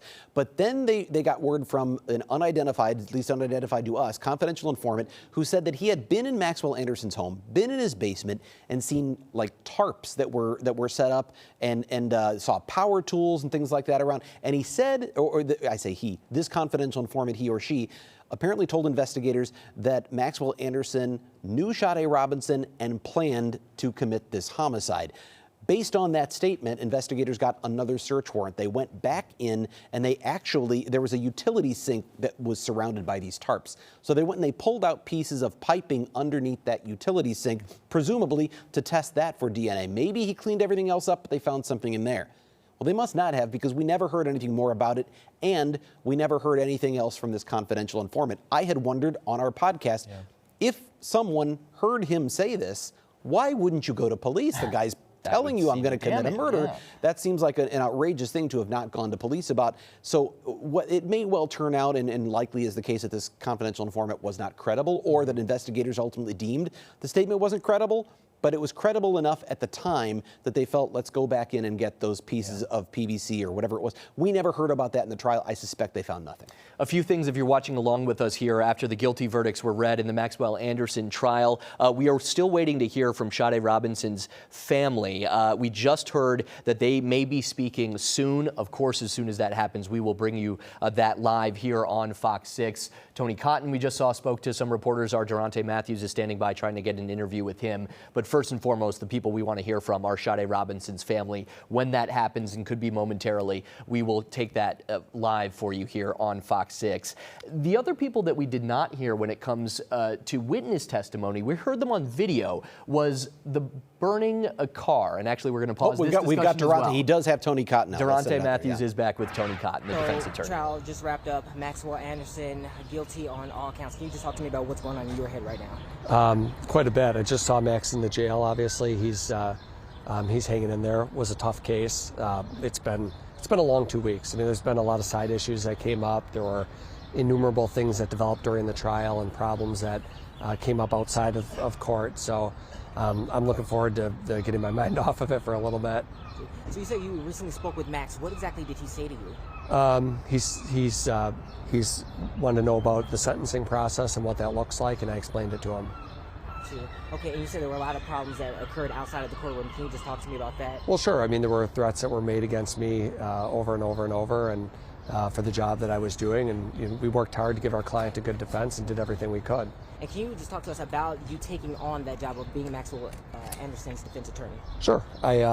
Every time I represent someone, it's because a family reaches out to me and they ask me whether I would be available to represent their loved one. I meet with families, I discuss the case with them, and I take on every case with the same vigor and effort that I can do for everybody, regardless of what the circumstances are. In our system, everybody deserves a defense. Everyone's entitled to a defense, and I work hard to make sure a person gets that. And when it came to this particular defense, do you feel like you put your best foot forward when representing Maxwell Anderson? Yes, we did everything in our power to cross-examine every witness the state had and show where we thought the holes were in the state's case. Obviously, Max made a decision not to testify, and so we respect that decision because it's his to make, not ours. Do you think that decision not to testify in the long run hurt him? I don't know that it would have moved the needle one way or the other, to be honest with you. I think there's a lot of problems that develop when a person takes a stand. There's a lot of unknown variables. They get cross-examined. And so I understood why he made that decision. And hindsight's always 20/20, right? You look back on things and say, could have done this, should have done that. That's human nature. But at the time, certainly that seemed like the right decision, and still does seem like the right decision in my mind, given what could have happened on the stand. Is there any point in this case where you felt like it was lagging, or you felt like I could have done better? No. I mean, I felt like every witness, we had a game plan on how to address them and where to attack their testimony. I mean, quite honestly, the evidence was everybody heard the evidence, right? He sat here for 2 weeks. So that's the state's case. Obviously, the jury didn't find there to be big problems with it. And you don't choose your facts. You get the facts you get the evidence you get, and then you try to work with that. So can't change that. But one big question I did have for you, do you believe Maxwell Anderson is guilty? My personal feelings don't really matter, and I'm not going to answer that. Was that ever a topic that came up when you and Max conversed?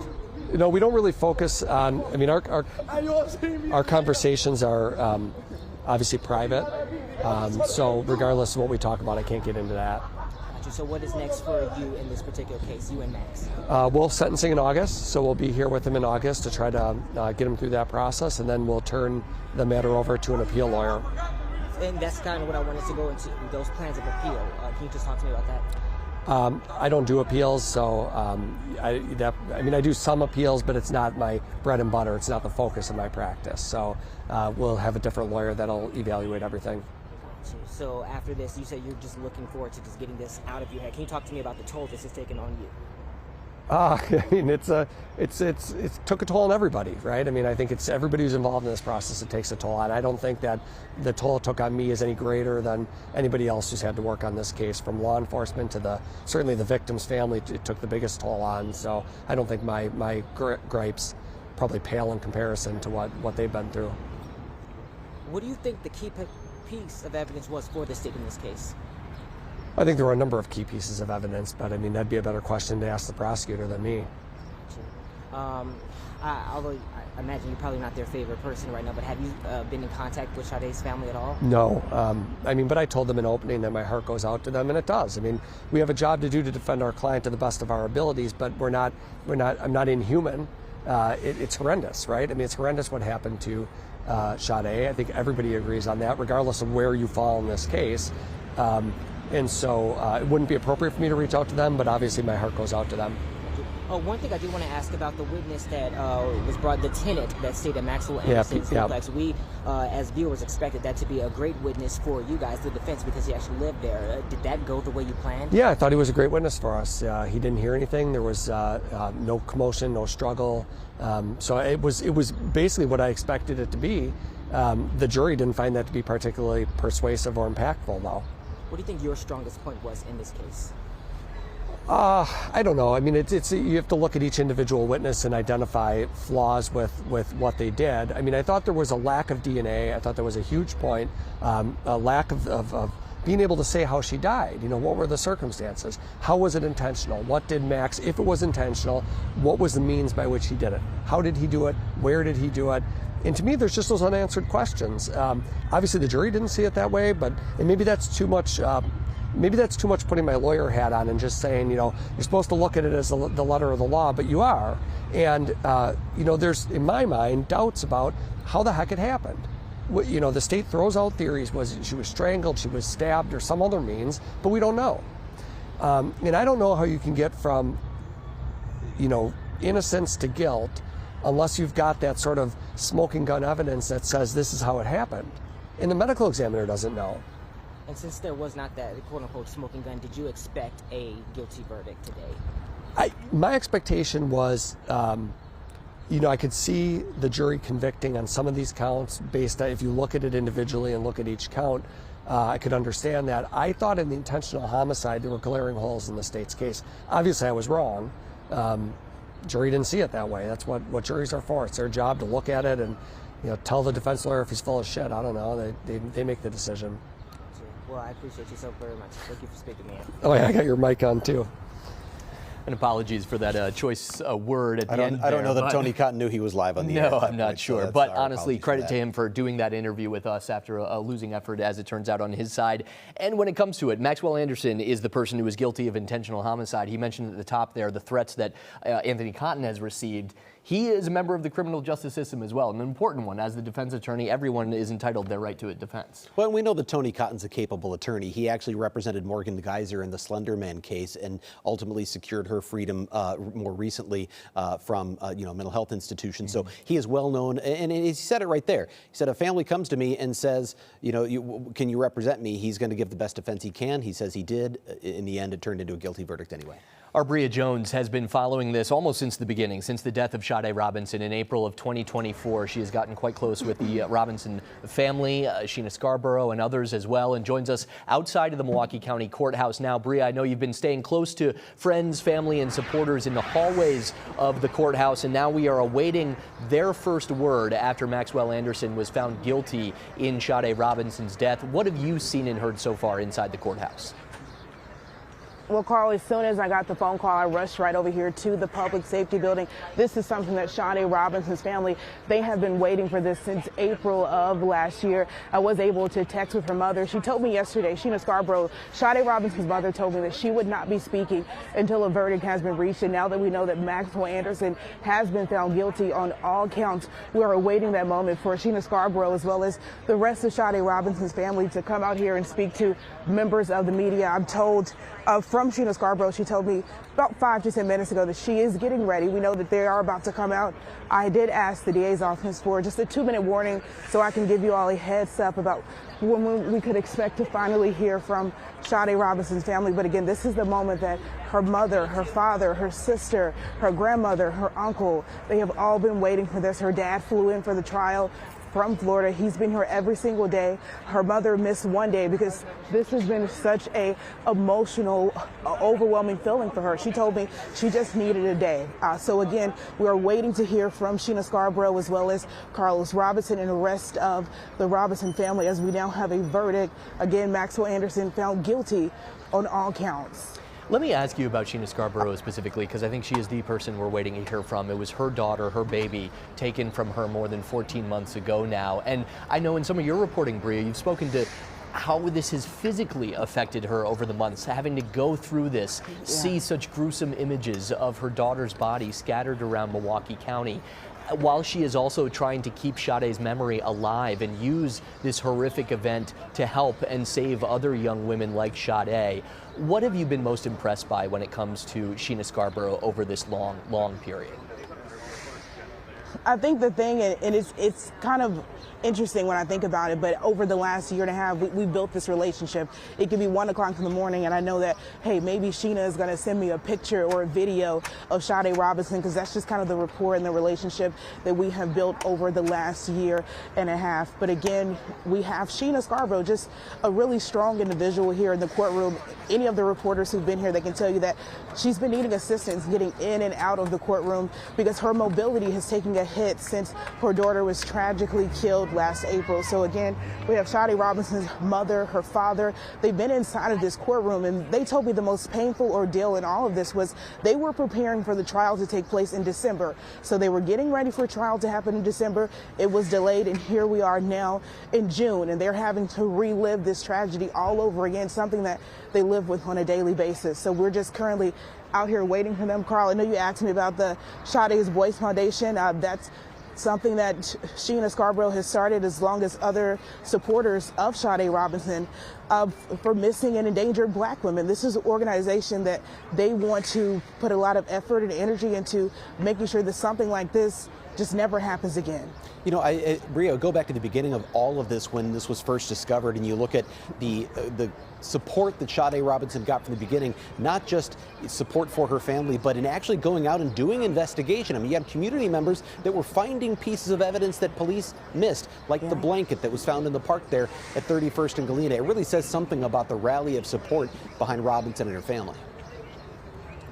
Yeah, we had one of Sade Robinson's cousins. She actually found a blanket at the Galena playground. I believe there's some activity behind me, but I'm told they're coming down right now. I see some pink t-shirts coming out. So again, hopefully we're hearing from them very soon. But we have family members that found body parts. We had family members that told me they walked as far as from the shores of Milwaukee County to Racine. So this is how hard they were looking for Sade Robinson.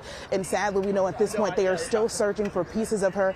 To this day, they are still looking for her crown, something that her family says they need to have complete closure. Bria, we talked about this a little bit before you joined us and actually mentioned some of your reporting as well, but unfortunately in our line of work, we do cover homicides, but this trial, this case, seemed different, seemed separate. Of course, there's the gruesome nature, the fact that body parts are found across the area, but I do think it also pertains to the woman, the victim at the center of this, 19-year-old Sade Robinson, on a date, a young college student. What do you think it was about this case specifically that spoke to so many? You had people who didn't even know Sade or her family showing out and supporting her throughout the trial.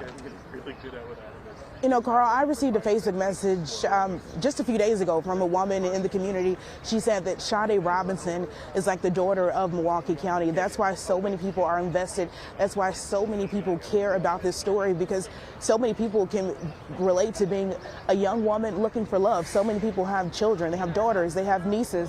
We were just given the warning from the DA's office, victim advocate, so we're going to stand by. But again, stay with us. We are expecting to hear some very powerful words from the family of Sade Robinson just coming up in the next few minutes.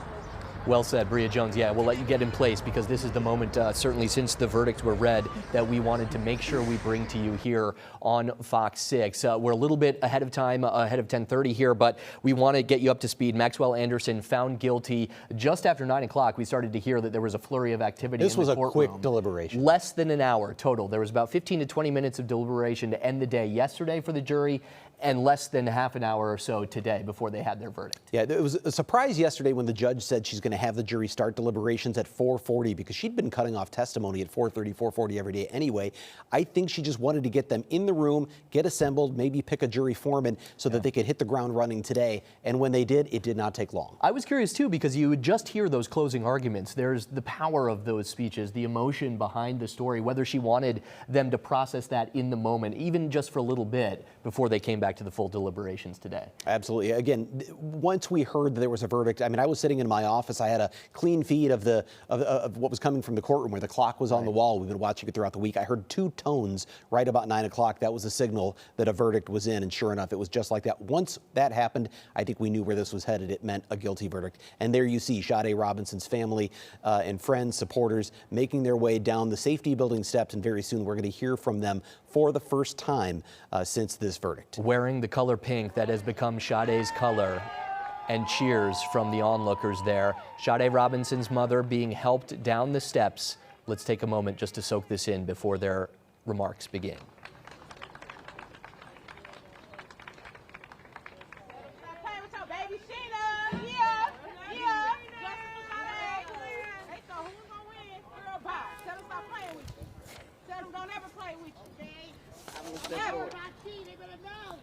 First and foremost, we'd like to thank the jury. We'd like to thank the judge.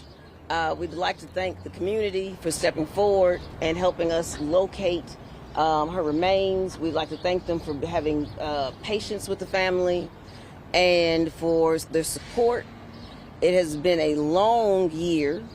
It has been a moment of grief that no parent should have to bear, and that this family has endured. They've held their heads up high as they've sat through this trial.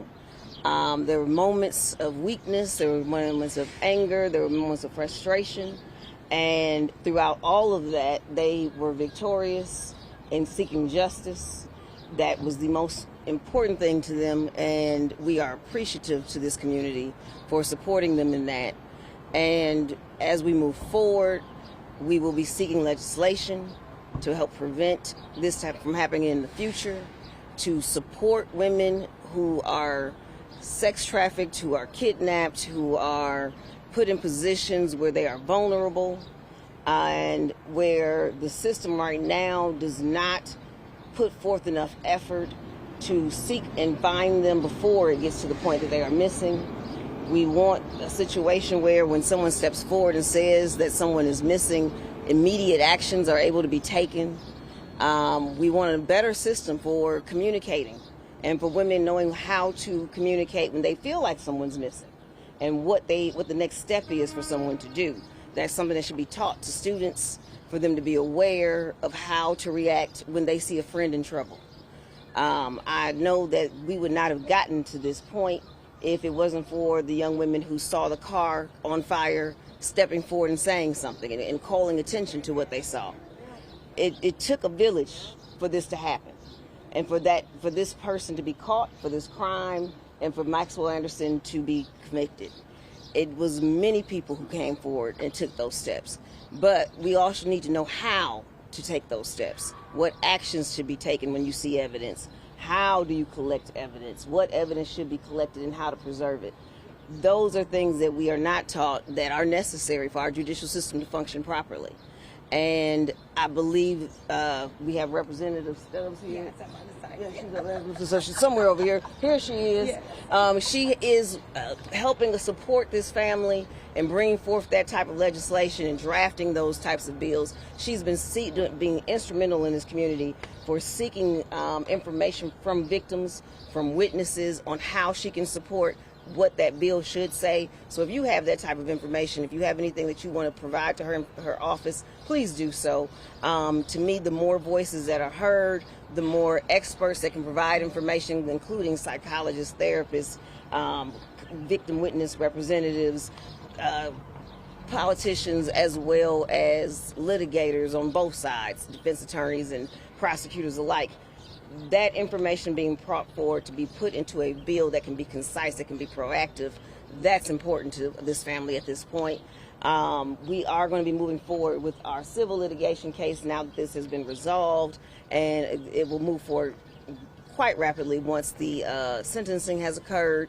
I am to some degree grateful about the fact that it was put on pause, because now I'm hoping I can get a ruling that he cannot use the Fifth Amendment to prevent such things as depositions and such forth moving forward. And we greatly did have the intent to hold a deposition where we will ask pertinent questions and where we can hopefully finally get to some other truths that the family would like answers to. And I thank you all for being here. I know from a health standpoint that my client has endured multiple issues health-wise that we are now going to be able to address and move forward on. She was pausing on some of her health needs just until this was over, but now we'll be able to focus on those things as well. I know people have asked that question about how she was feeling and her mood throughout the trial, and there was one day that she couldn't attend, but that was the reason. There's been some things that, I don't know if anyone has had moments of lack of sleep, but when you cannot sleep for a year, when you have to deal with the torture of what happened to your child, when you have to sit through multiple times being shown those photos by the prosecution to prepare her for sitting through the trial, then to have to actually sit through that and have community members and politicians in Waukegan put those things out in the public in an indecent manner. And I've been told, which I'm quite upset about, that someone in this media team, and I'm not sure where they are specifically as I'm standing here, but someone did a very disrespectful thing and put this out in the media and actually exposed photographs of her child. I am just begging you to remove them before we have to seek legal action against you as well. That was disturbing. That was disrespectful. That should never have been done. So whoever that was, please take that down. It is my understanding that that information is now sweeping through underground media. And if you don't know what I mean by that, there is a such thing as the dark web. The dark web loves to expose those type of photographs, and they make money off of them. This did not happen in the city of Milwaukee. This should not happen to any victim. It should specifically not happen in this case. I am extremely upset by that. That type of information should have even never been leaked to the media. If it was, you should have destroyed it. You should have had enough decency to destroy it. This case has been riddled with people who are inappropriate. This case has been riddled with people who are indecent, inhumane. That's why we are here. So for you to continue that type of behavior is appalling. It should cease. We are demanding that it ceases. The family is demanding that it ceases. The community demands that it ceases. We should not feed into the dark web. We should not feed into dark behaviors. Take action. Respect yourselves. Respect this community. If you're going to be the people who report the news, report it in a proper manner. We have nothing else to say. How do you feel the state prosecuted this case? I believe they did the best job that they could with the information that they had at hand. This was a circumstantial case. There were no eyewitnesses, and he did his job to try to do this case in as best as he could, dealing with a person who did everything that he could potentially do to try to conceal evidence and hide. So when you have that type of person at hand, which is one of the most vile type of criminals that you could be, because your whole goal is to continue to commit crimes and get away with it, which is why most of us believe that this is not his first time. Most people aren't that good at hiding their activity when it's their first time. So we are happy that he is behind bars, that he will not be able to do this to anyone else. How frustrating is it to still not have answers about where her remains are and how she died? Well, we believe we know how she died. Based on the circumstantial evidence, the reports from the autopsy reports, we believe we know how she died. As far as the rest of the remains, I am hoping that throughout the process of the civil litigation, I'm able to give some more answers. I wish we could have gotten them now. I wish his family as well as him would have been more upfront and honest about what was happening. But someone that went to that extent to hide and conceal, how much more could we expect of that type of a person? Do you feel justice has been served for Sade? I believe justice has been served from the standpoint of a criminal situation. Justice is a strong word, and it requires more than just the judicial system from a criminal standpoint. It also requires litigation. It requires legislation to happen to prevent these things in the future. So those are things that a community has to do to support justice. Justice is not just one day in court. It has to be a continued effort by media, by the everyday individual when they decide to go vote. Justice is an ongoing process. Just want to get, does Sheena feel like sharing how she remembers Sade? She is honestly exasperated and exhausted. Both parents have been exhausted. I mean, this is a type of case where you saw a father get so angry and frustrated that he destroyed a ball that should be indestructible. And a mother who has sat through this grueling 2 weeks of testimony where you saw people getting exhausted to the point where they were falling asleep. You saw a mother get so filled with anxiety and frustration and overwhelming sentiment that has now harmed her physically, health-wise, emotionally, mentally, and everything else. This type of a case takes every cell in your body to get through. It's not something that you just can, oh, okay, let me go get through my day like you get through to a regular day at work. It's just not that. And so I understand her not speaking to you today. I understand her and respect her, and I hope that you do as well. Her taking the position that she's just tired. Ms. Wanigan, everybody here has been in the courtroom every single day. Is there someone who could come forward to just talk about what it finally feels to hear that verdict that you all have been waiting for? Step forward, please. Thank you. You got this, Sheena. Thank you. Hold on. It's I remember Sade is forever, she will be forever remembered as an angel, a light worker who has touched so many souls, so many lives in the Milwaukee community. She is our hero. She is forever leaving an imprint She walked in her own path, her own light. She solved her own case. My baby solved her own case. That's how I raised my kids. We don't give up. We are fighters. I demanded justice. I stand tall. I stand affirmative. Sade will continue to walk with me daily and right beside me. Please continue to support us by walking in how you move every day. Like, live by your principles. Live in your true spirit. That's how Sade is remembered, from every job, from every stranger, from every person she touched. Her energy is just, it will be forever with us. Please continue to support the foundation, Sade'sVoiceFoundation.com. Myself and Adriana and all of the Sade's Voice angels and light workers that have been standing beside me, the whole team. We will definitely be advocating for all of the other missing, murdered, all of the other individuals in the community. I appreciate everybody in the community that's been standing beside us and by us.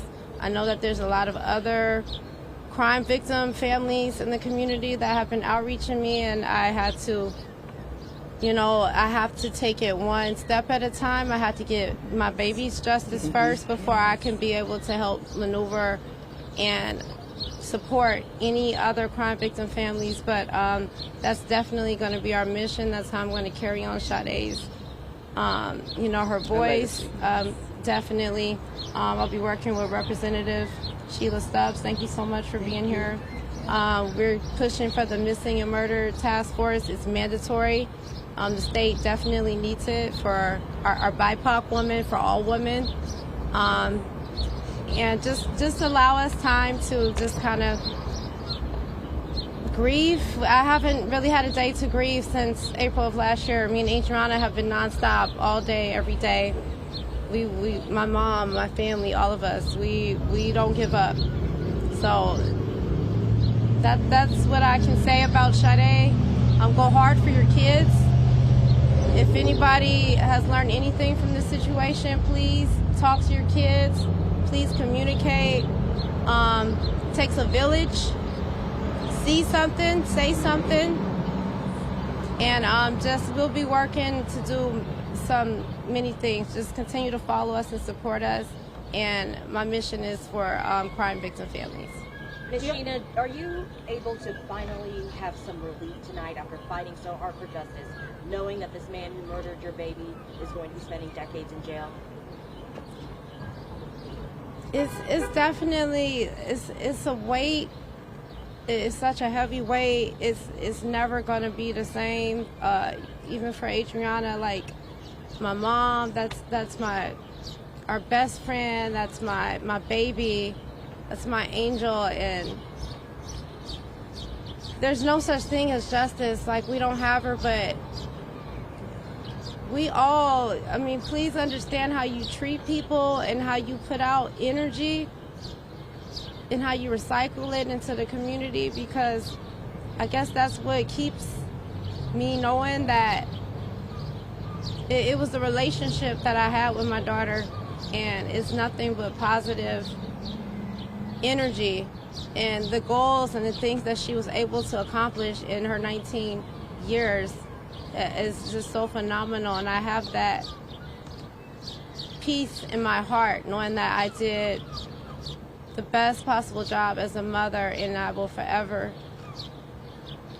have her close in my heart to spirit.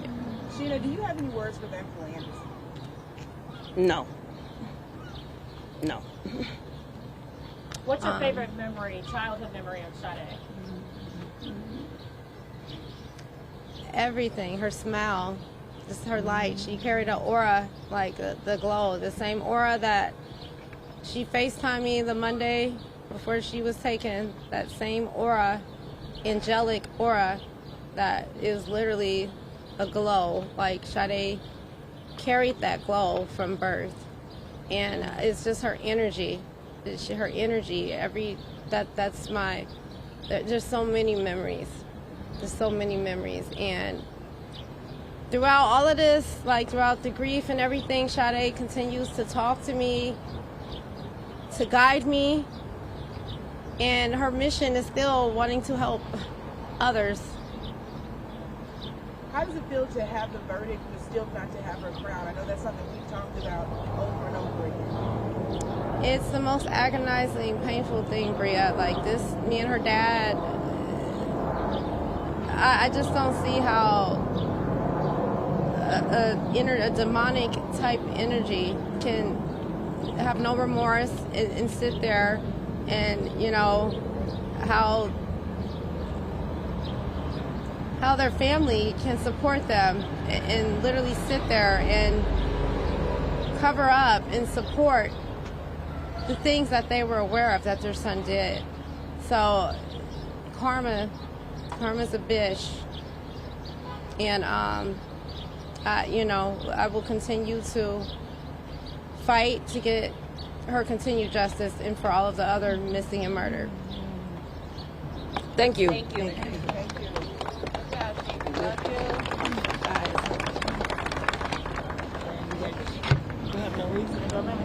The power of Sade Robinson's mother there, Sheena Scarborough, speaking outside of the courthouse where Maxwell Anderson was found guilty in the murder of her daughter, 19-year-old Sade Robinson. Sheena Scarborough said she will forever be remembered as an angel. She is our hero, and Sade will continue to walk with me daily.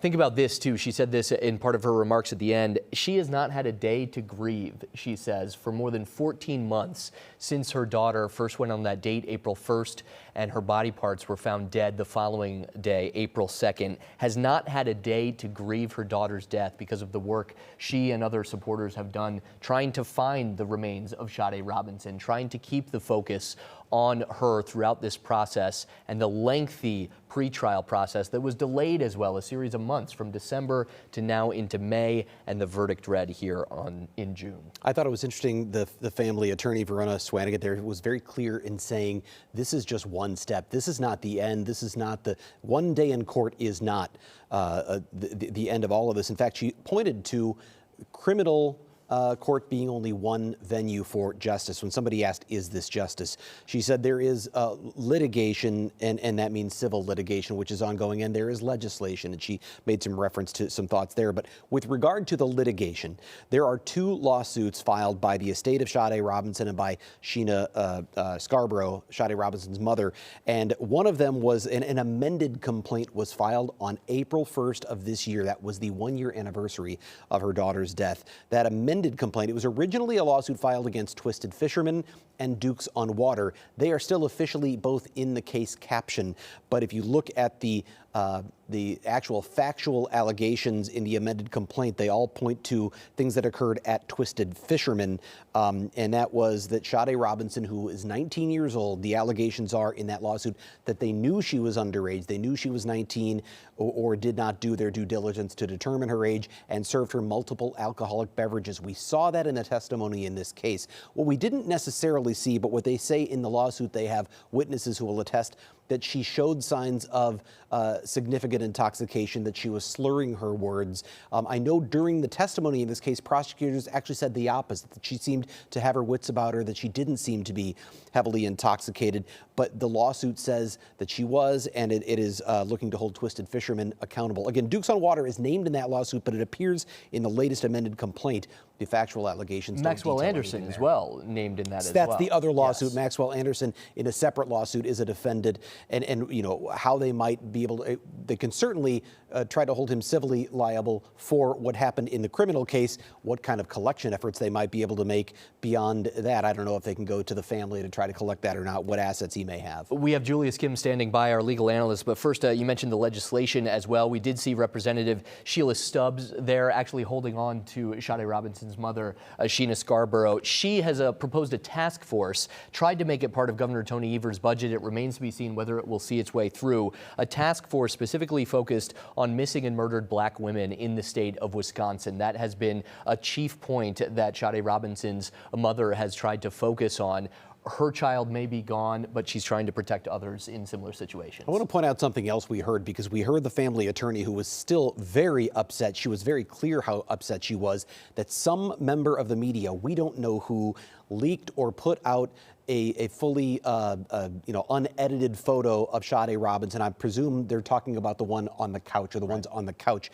We know that the evidence that was shown in the courtroom, of course, is not edited. The evidence cards have photos where Sade Robinson's right breast is exposed. I want you to be clear. I want you to know that as a news station, Fox 6 News had managers and editors who were reviewing those photographs closely and determining if any portions of those photographs could be shown with proper editing. We selected only 2. They were heavily edited to ensure there was no sign of anything like that. And I just want to make it clear that Fox 6 News was very careful, because the last thing we want to do is release something sensitive like that. Well that said. Would be harmful to the family. All right, let's get to Julius Kim, our legal analyst, rejoining us here. You've been with us throughout the trial, the lead up, and of course now, after the verdict was read, guilty on all counts, Maxwell Anderson is going to jail for the rest of his life. Let me ask you, Julius, I know your specialty is criminal at first prosecution, now defense, but since there was the discussion of the civil side of it as well, how does that play out, and how is it so different than what we just watched in court over the last 2 weeks? Yeah, I think that it's going to play out very interestingly, in all honesty, because as Brian pointed out earlier, now that there are guilty verdicts here, I think that with regard to the civil cases, and it's important that we remember there are 2 parallel civil cases, one against Maxwell Anderson and him, and then also these bars. I think that given the fact that there are guilty verdicts in this case, I think that any type of wrongful death type of civil claim is obviously greatly strengthened, because you can use criminal convictions in civil cases as evidence in civil cases. However, the lawsuits against the bars might be a little more tricky, because we saw a lot of video evidence throughout this case, and we saw what Sade Robinson drank and what she didn't drink. And as Brian pointed out earlier, the state even pointed out that it didn't seem like she was overserved in any way. Now, their question remains as to whether she should have been served in the first place, whether she was properly carded or ID'd before drinking, and obviously that's not good either. But I'm not sure that that would formulate the basis of a strong civil suit against the bar owners, especially if it doesn't appear that their actions may have contributed to Sade Robinson's death. And then we're going to get to our Bill Miston, waiting to hear from the district attorneys, the prosecutors that argued this case. I know we've gone to you so much for legal analysis over the last 2 weeks and how the different ebbs and flows of the trial are playing out from your expertise. I'd be curious, though, at the end of the trial here, you hear the people involved. We'll never hear from Sade Robinson again, but we hear from her mother. Are those moments that even you as an attorney who is kind of in the nitty-gritty take a moment to experience, to hear with the rest of us? Yeah, of course. One thing that I love about criminal work, whether as a prosecutor or a defense attorney, is the humanness of what we do. This is all of this involves human beings. It involves lives. There are people being impacted not only as defendants but certainly victims. And it's important to listen to both sides and see how this impacts both sides, because we are all members of the same community. So I think that is important for everyone to see. It's important for all of us to see and remember Sade Robinson in this case. This was the trial of Maxwell Anderson, but Sade Robinson was clearly the victim here. I liked hearing the fact that Sade Robinson's family is trying to use this tragic situation in a positive way to maybe gain some new legislation in this case. I think that they've rallied the support of the community behind them also. So hopefully some good things can come out of this situation. It is the difference of the criminal justice system. Of course, all of our rights here in America, and a jury of his peers found Maxwell Anderson guilty of first-degree intentional homicide. Julius Kim, thank you very much. We're going to switch things over to Bill Miston, who has been in that courtroom each and every day of this trial. Bill, you're standing by. I think we're just under 10 minutes or so. Who are we expecting to hear from the state's side of things? Yeah, well, we're waiting for a press conference to start at around 11 this morning with members of the District Attorney's Office. District Attorney Kent Lovern is here, as well as Deputy District Attorney Megan Newport, who sat second chair to the lead prosecutor in the case Ian Vance Curzan. Also here are MPD brass, as well as Sheriff's Office brass, including Sheriff Danita Ball. We're expecting to hear from the players on the investigative side in this case here in just about 10 minutes. Since you were in there each and every day, too, we've asked Brian and asked Julius, who were paying such close attention to the trial as well. But what do you see as kind of the key moments from when we got started last Tuesday? Wednesday is when the opening statements and the first witnesses were called. What stood out to you, and what do you think resulted in that guilty verdict? Well, I think some of the key moments in the trial were at least the pieces of evidence that were introduced for those that were sitting and watching the bus surveillance video.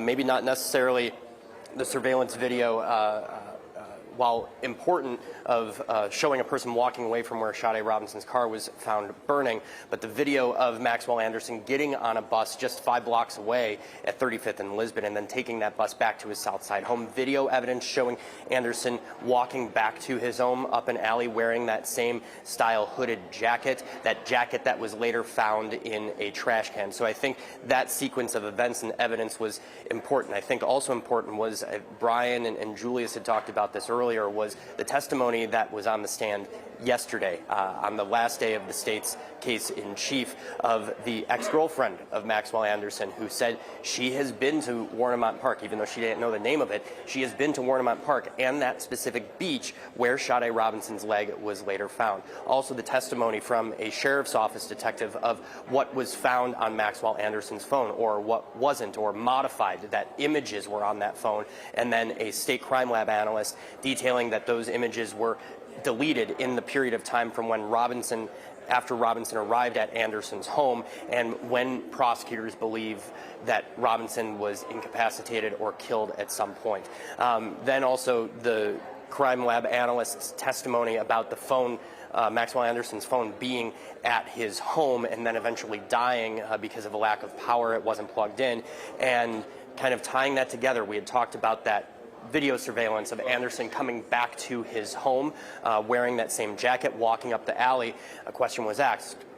Well, we know that he arrived back at his home at around 9 in the morning on April 2nd, 2024. When was that phone powered on? And the state crime lab analyst said not long after Anderson is seen returning to his house.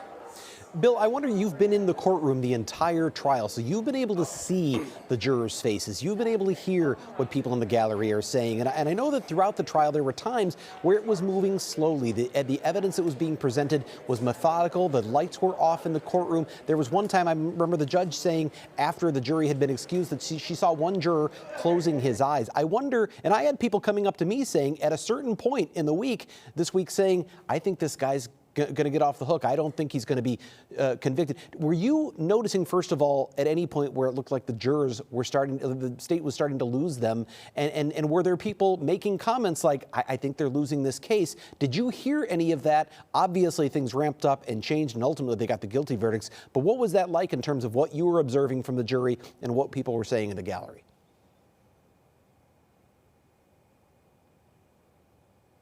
Did we lose Bill there?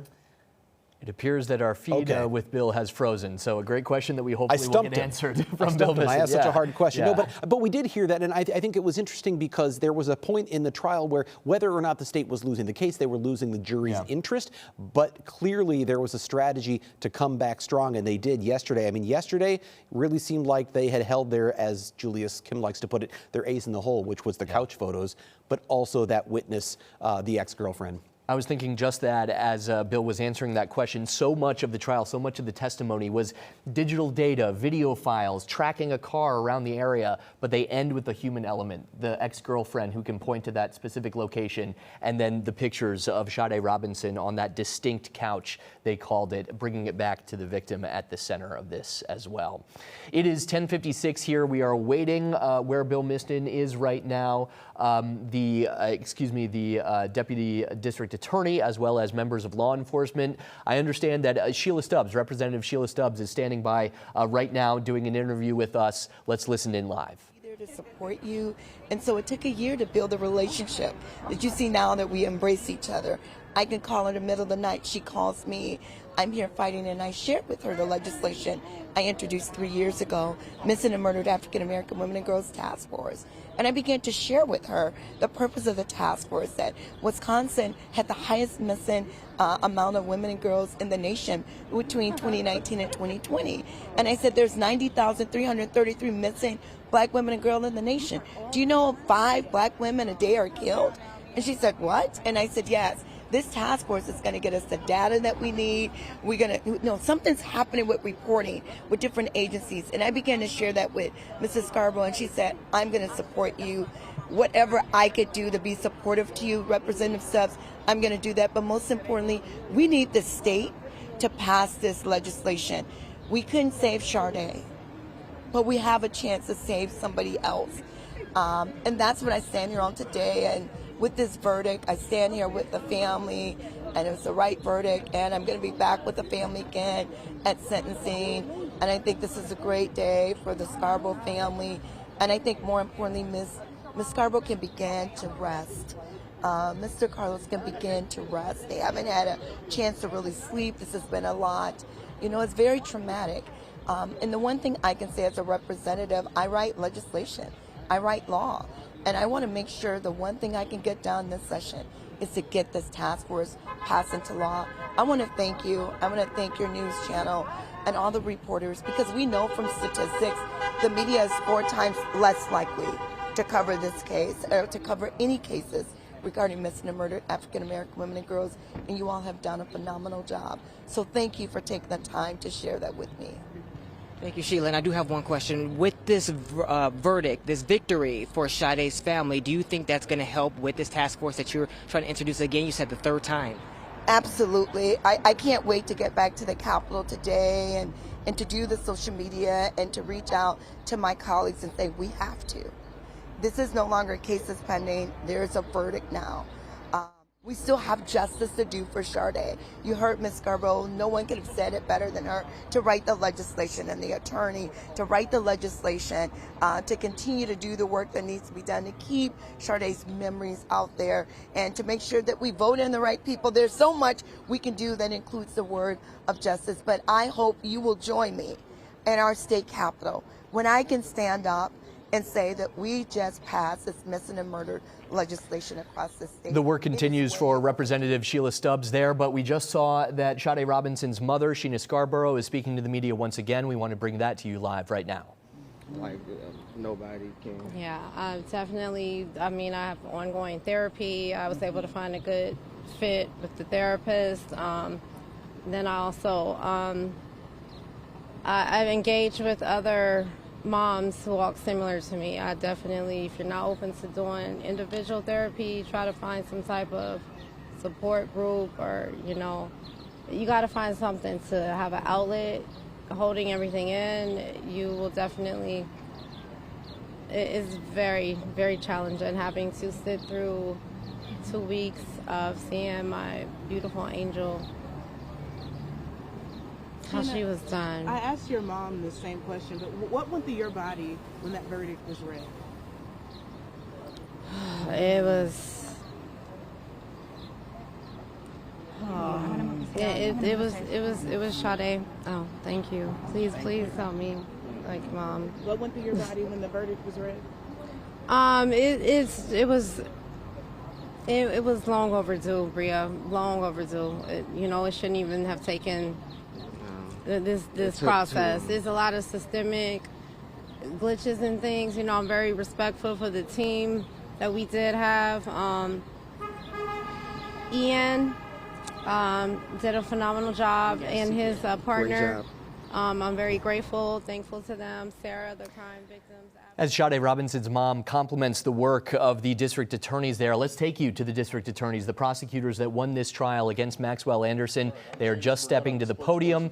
Different members of the district attorney's office and law enforcement. Let's listen in from live. The Sheriff's Office, the Milwaukee Police Department, and of course the Milwaukee County District Attorney's Office.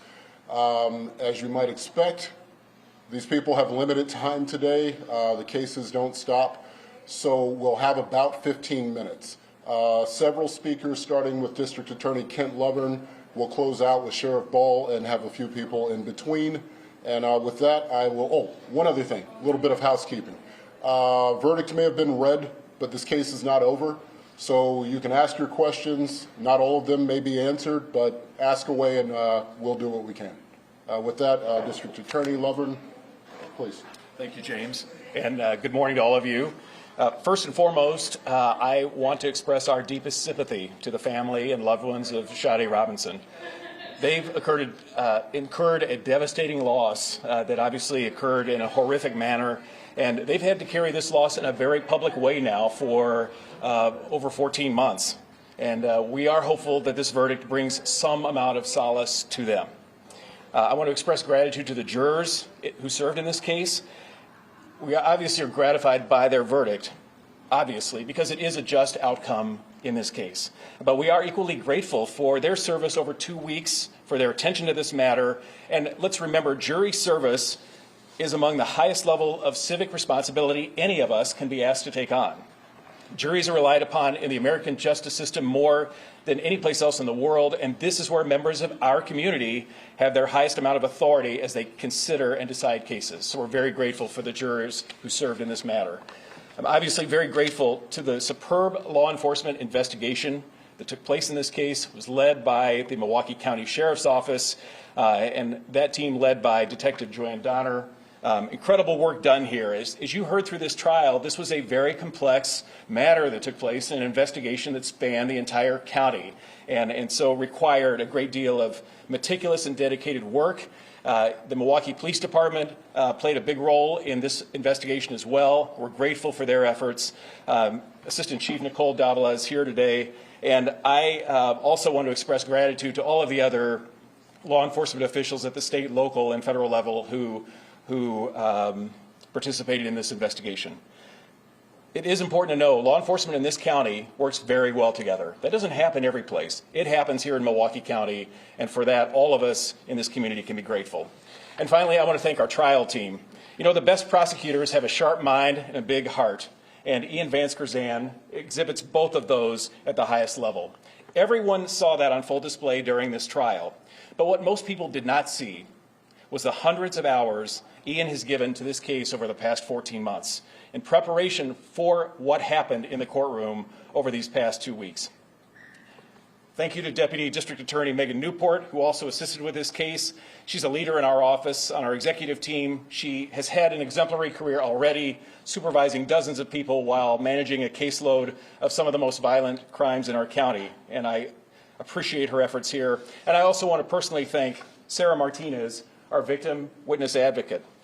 Sarah is one of many such advocates in our office who have the challenging but rewarding task of guiding hurting members of our community through a justice system that can be complex, confusing, and unkind. And as she always does, Sarah did an exemplary job in this case, and we are all grateful for her work. Many others in our office contributed to the success of this prosecution, as with all of the other investigative agencies here. We all know these cases, especially the complex ones like this one, require a team effort across the board. And I can tell you, I've been part of this community for many, many years, and I'm grateful for the cooperation that we constantly see day in and day out through all of our public safety partners, and this case was no exception. I'm grateful for everyone's work in this matter and for the outcome today.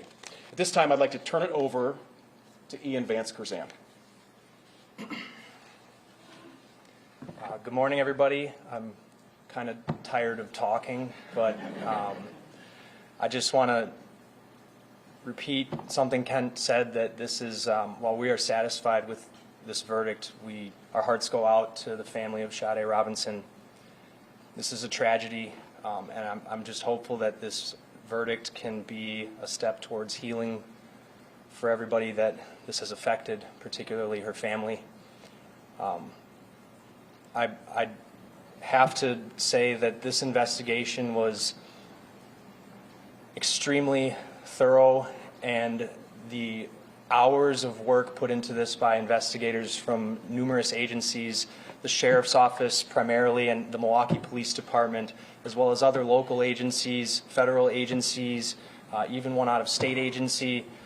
Everybody put together the case that you saw over the course of the past 2 weeks. It was an incredible effort by so many people, by so many dedicated members of the law enforcement community, and that's what you saw on display over the last 2 weeks. And the victim witness, Sarah, I can't thank you enough for the work you put in.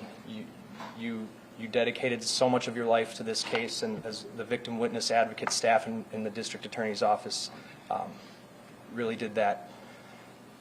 I'm kind of at a loss for words here.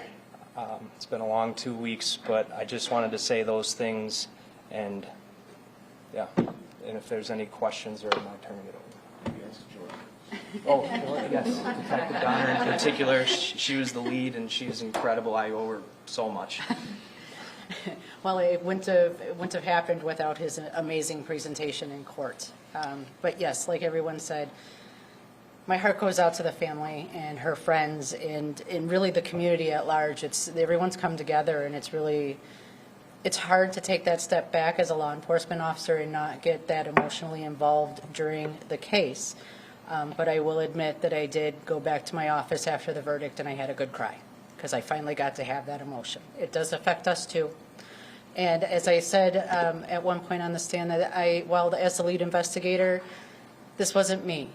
I just was orchestrating. I was directing people where to go and what to do, and sometimes I felt a little lost. But without, the rest of my team, every single detective we have worked on this. All of Milwaukee's homicide unit, many of their officers. We had the ATF, FBI, Cudahy, Waukegan. It really was a huge joint effort, and this would not have happened without all of us working together. So I'm looking forward to putting this past 14 months behind me. It's taken a long toll. It's been a very difficult road, but I was very pleased with today's verdict, and incredible to work with this prosecution team. It made it very easy. Ian was with me literally from day one, and that's why he knew this case inside and out. He was there every single step of the way. So, thank you. Sure. I can take some questions, and so can Detective Donner first.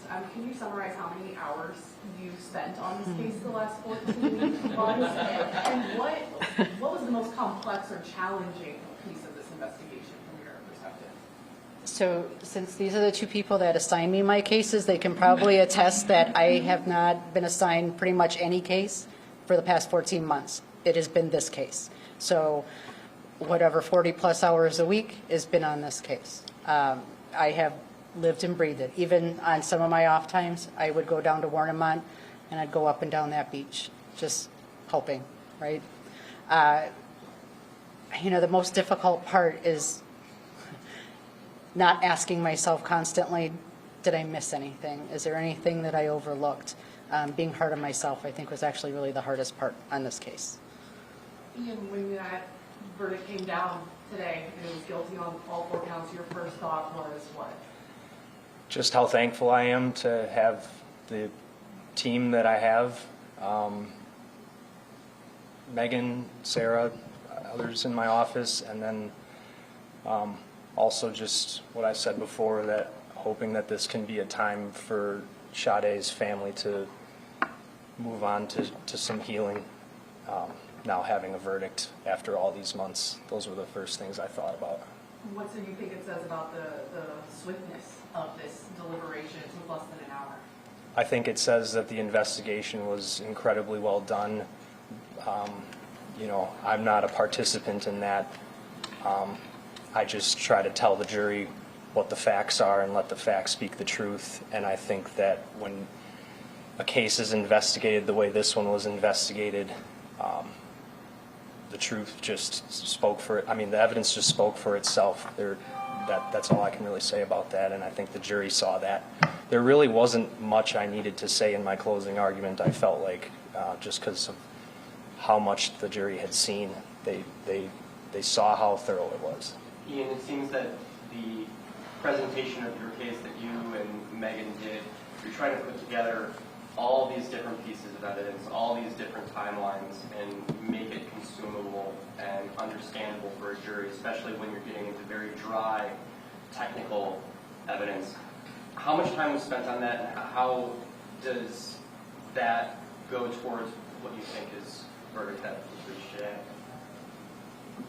I mean, there were, hours and hours of video that was poured through by many, many detectives, and that I've watched as well with them, and repeatedly watched that stuff. And the time put into that, all the videos, retrieving the videos, I mean, that's what defined the timeline and the routes that were taken, and that sort of thing, that allowed for a complete understanding of what happened throughout the day, the evening, and the early morning hours into the next day.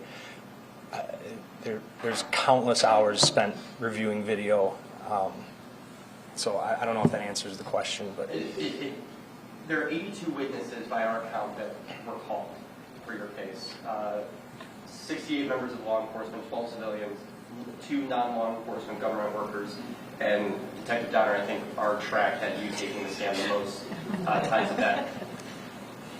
Have you ever called that many witnesses in a case, or remember calling that many witnesses in a case, and purpose of that, I'm guessing, to lock in and try and carry that timeline forward? I've never called that many witnesses. I can't speak for Megan. I think she may have before. But no, I've never called that many witnesses, but that was necessary to lock in the timeline and be very clear. Because one of the things when you're dealing with a case that involves such a large geographic range and a long timeline, it's going to require a lot of people to help explain all of that, and that's what we had here. Ian, there was a lot of evidence in this case, but what would you consider to be the key piece of evidence that helped you prove this case beyond a reasonable doubt? I'm not sure I really want to comment on that. I think the evidence spoke for itself, and I think if you watched the trial, everybody who watched the complete trial got to a moment where I think it got to that point, at some point. But Detective Donner, can you just talk about the complexity of this case, having to deal with agencies from across the county, even spilling into Illinois?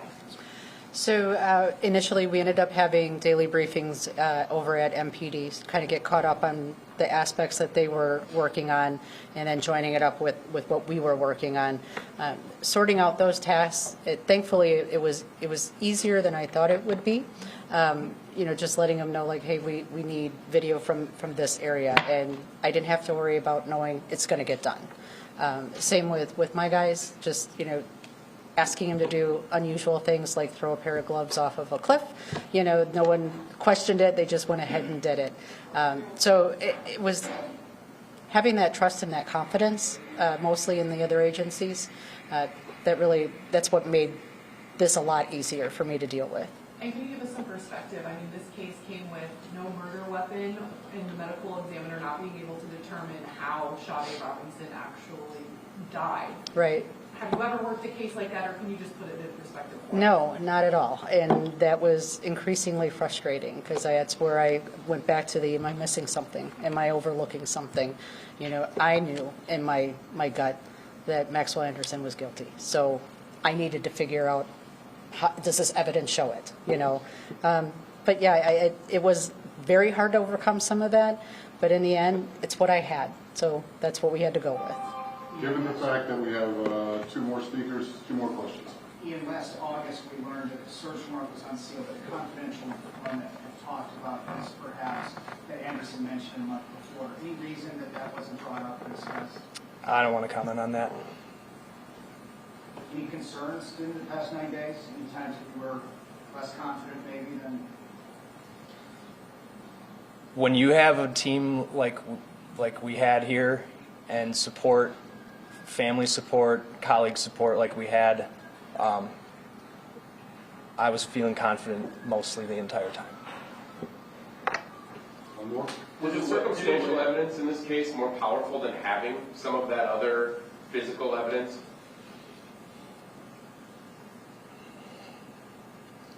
I think I'd just let the verdict speak to that.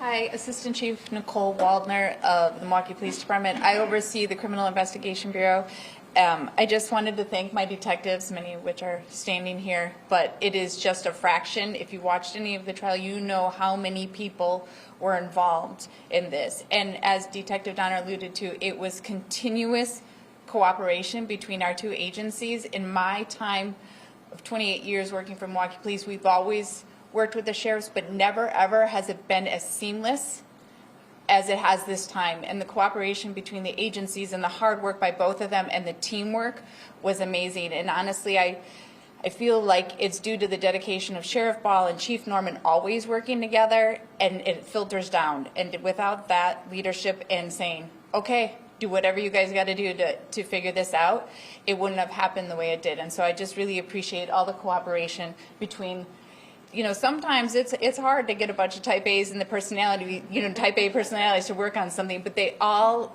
just took this case and nothing was more important than figuring it out. So I just wanted to publicly thank all of the detectives on both sides that worked on this case. Is there anything that can be learned from this for the future? Any types of that cooperation or how a case like this might be, you know, like anything that can be gleaned from the last 14 months? So we've always worked in cooperation, but you all know, being in Milwaukee, there has not been anything like this, right, since way back, right? So now we have a process, right? And I think it was the coordination between the two teams, and I feel like my feeling is this is how it's going to be.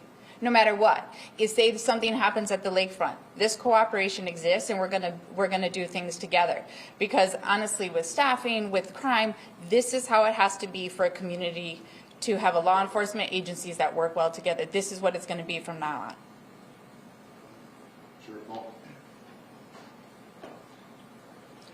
Good morning. First, I'd like to start by extending condolences to the Robinson family. But I also want to commend and thank all who participated in the investigation of the death of Ms. Robinson, as well as those who participated in the trial. As you know, this was not the typical homicide or death investigation that we would normally have. It was not packaged up in a bow and all of that. They literally, it was a puzzle that they had to piece together what happened, figure out what happened, and then present a case that was coherent to the jury. And so I'm proud of the work that was done by everyone that is involved in this case. But on a personal note, I just want to say I'm proud of the men and women of the Milwaukee County Sheriff's Office, but also everyone that participated in this trial. The result was the result that we thought was fair. It was a guilty verdict. And so, you know, I'm hoping that it would bring some semblance of peace to the family. And so as I wrap up, again, I want to, on behalf of the Milwaukee County Sheriff's Office, I want to extend the condolences not only to the family, but to the friends and to the community who have embraced the Robinson family. And, you know, may this be the beginning of healing. Thank you. So I think with that we'll conclude. And as my grandmother says, you don't have to go home, but we're done here. Thanks.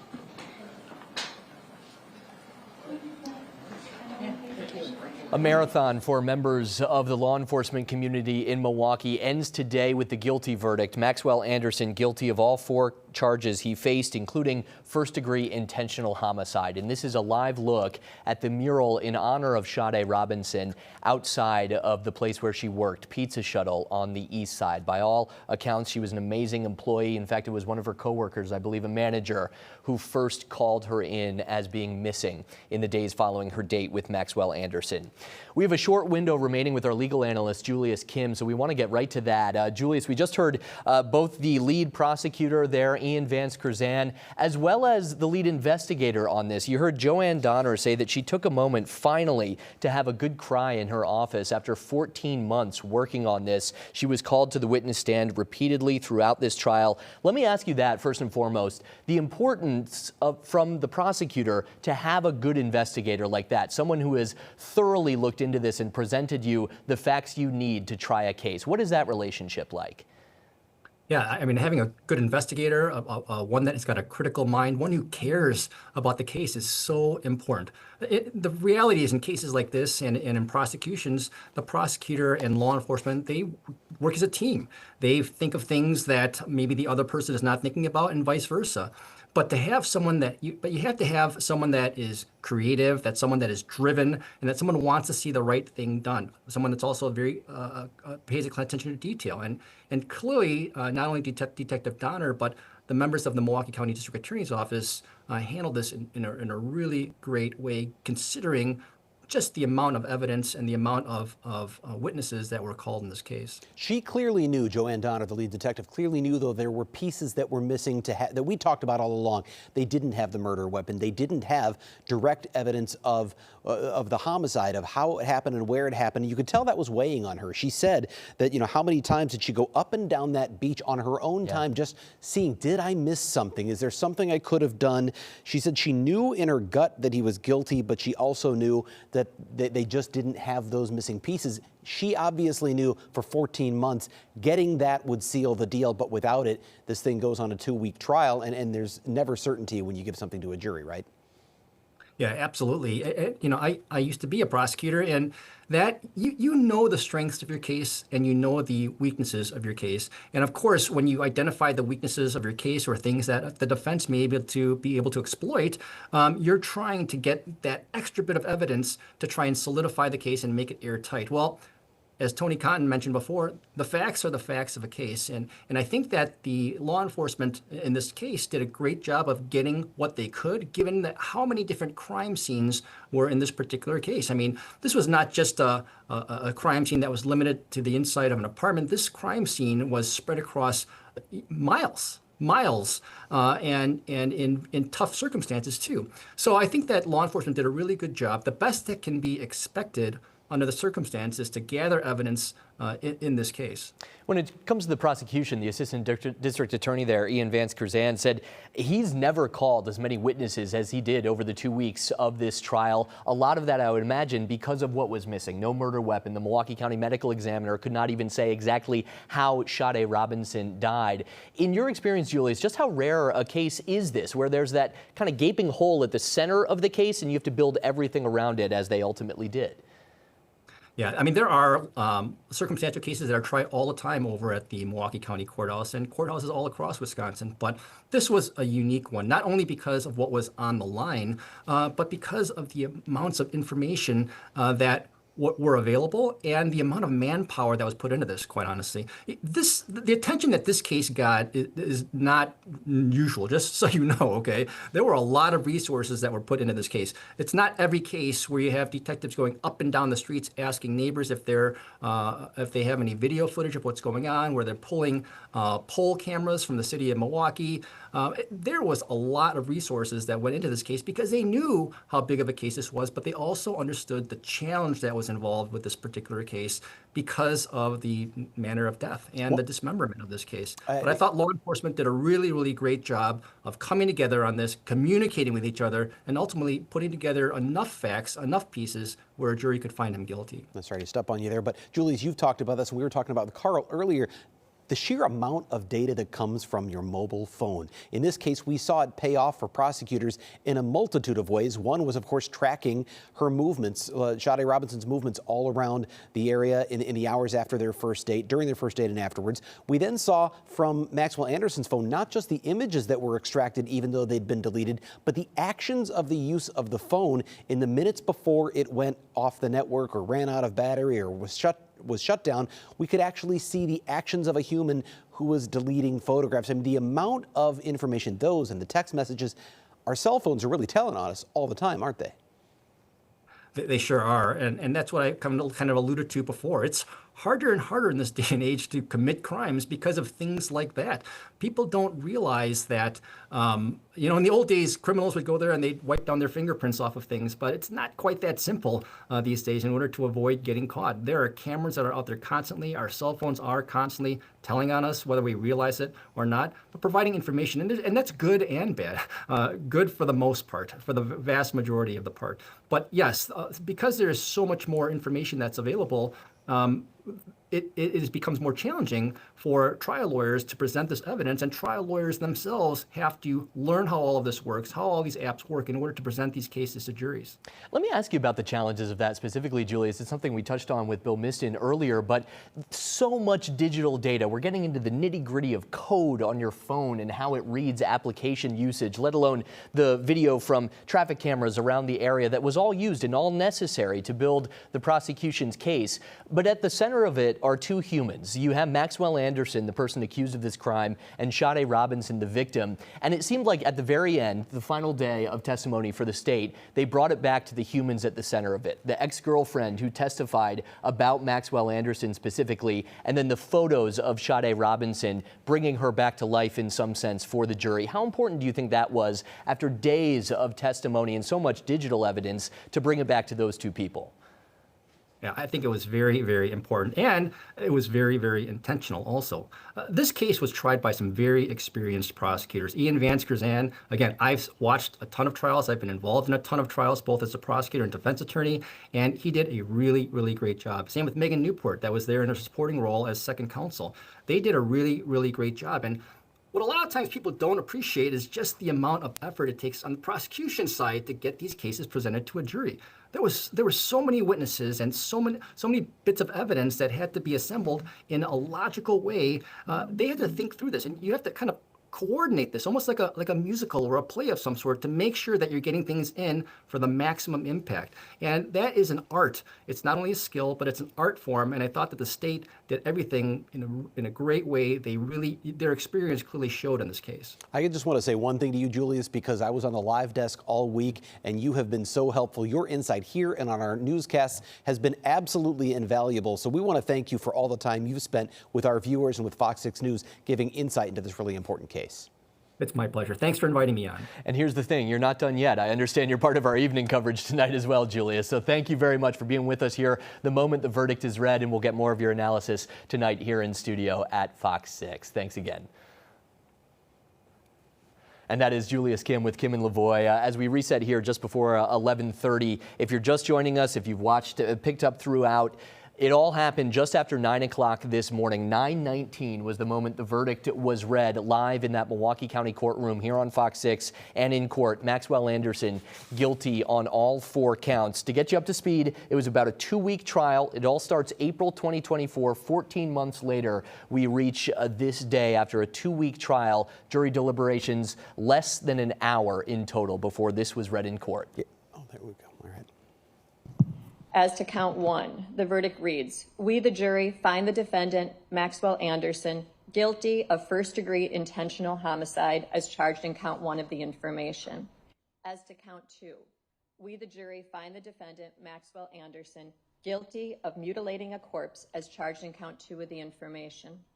As to count 3, we, the jury, find the defendant, Maxwell Anderson, guilty of arson of property other than a building as charged in count 3 of the information.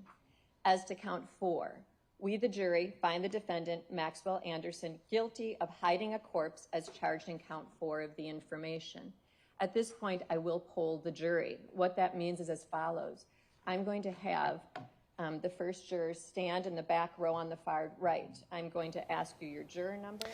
And that was the moment Judge Laura Crivello sealed the fate for Maxwell Anderson, the defendant. He will go away for the rest of his life because of especially that count 1 first-degree intentional homicide. Brian, you were about to say something. Well, you mentioned that was 9:19 a.m., but it was even faster than that because we got notice of a verdict right around 9 o'clock. Jurors just started deliberating this morning at 8:30 after about 20 minutes yesterday. This was a really fast verdict. The jurors had their minds made up when they went into that Under an hour in total. Let's get you back to our team of reporters. We are all over this story for you today here on Fox 6. Bria Jones has been so closely tied to the Sade Robinson's family, her mother, her father. Bria, I understand, as we all were, we heard Sheena Scarborough speak, but you also got to speak to Sade Robinson's father, Carlos. What have you heard from family since those guilty verdicts were read? Well, Sheena Scarborough told me that immediately after the verdict, her and Carlos Robinson, who is Sade Robinson's father, they had a moment. She said that he is struggling with this. We saw in the courtroom the past 8 to 9 days, we have seen this family struggling as they had to sit through very graphic evidence. They had to sit through seeing very graphic photographs of their child's body parts, limbs cut apart. Her mother coming out here saying that she has had many, or her mother's attorney, Verona Swanigan, saying that she has had many sleepless nights. She at first was not even going to speak. Then I asked the question. I said, hey, this is the moment that you guys have been waiting for since April of last year. You have been sitting in this courtroom patiently every single day waiting for this guilty verdict. I said, is there anything that you have to say? Can we hear from anyone? That's when we heard from Sade Robinson's mother. She came forward saying that her daughter will be remembered as an angel, just talking about just how this trial has taken a toll on her. This case, her daughter's murder, it has just led to so many sleepless nights, mobility issues, mental health issues. This has just been a very hard burden for the family. I want you to just take a moment to take a listen to what Sheena Scarborough had to say when she addressed the media finally after getting an answer of a verdict, something that she's been waiting for since April of last year. Other individuals in the community, I appreciate everybody in the community that's been standing beside us and by us. I know that there's a lot of other crime victim families in the community that have been outreaching me, and I had to, I have to take it one step at a time. I had to get my baby's justice first before I can be able to help maneuver and support any other crime victim families, but that's definitely going to be our mission. That's how I'm going to carry on Sade's, her voice. Definitely. I'll be working with Representative Sheila Stubbs. Thank you so much for being here. We're pushing for the Missing and Murder Task Force. It's mandatory. The state definitely needs it for our BIPOC women, for all women. And just allow us time to just kind of grieve. I haven't really had a day to grieve since April of last year. Me and Adriana have been nonstop all day, every day. My mom, my family, all of us, we don't give up. You heard it there, Sheena Scarborough saying that she has not had a moment to rest. Her mother telling me, we talk about this very often. We always talk about a mother's pain, but what about a grandmother's pain? Linda Scarborough has had to see her daughter now go through these mobility issues, mental health issues, as well as just physical issues because her daughter was tragically killed last year. And then she has Adriana, who is Sade's younger sister, who is preparing to graduate high school next year. She's also now going through this family struggling. They're suffering from grief. We had a chance to speak with Linda Scarborough. She says at the moment that the verdict was read, when she heard that guilty verdict, she said there was just a rush of relief that went through her body. And tonight, her family, they are going home to get some rest. Take a listen to what Linda Scarborough had to say. It hurts just as well as a mother's pain because I helped raise Sade. I was there when she was born. Here to her little short-lived life of until her 19th birthday, she was always around me. I love my baby. She loved her granny too, and she had the biggest smile, make me laugh, and just so many good memories of Sade.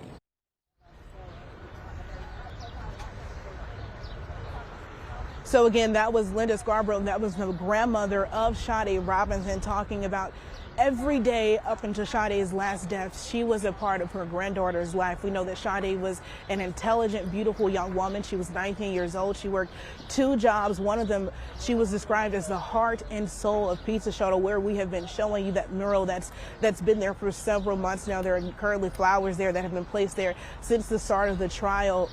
When we talk about the complete picture, I asked the family a question of, is this full justice? Is this complete justice? They said no. One, yes, they have justice when it comes to the criminal side of this, but they still don't have all of Sade's remains. They are still actively looking and searching for her crown. They're hoping that turns up. They were hoping to hear from Maxwell Anderson about where Sade Robinson's head could actually be. It's kind of sad to even hear that coming out of my mouth, that they are waiting to hear where their daughter's head could be. But again, this is just their reality. This is what they are dealing with. And they say their work is not done. Sheena Scarborough has started the Sade's Voice Foundation. She's also partnering with Representative Sheila Stubbs, who we had a chance to speak to, who they're now trying to pursue legislation just to avoid this from happening again and to getting more advocacy and more interest when it comes to covering missing persons cases of women of color. Time.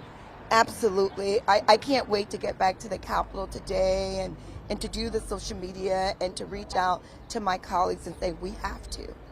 This is no longer cases pending. There's a verdict now.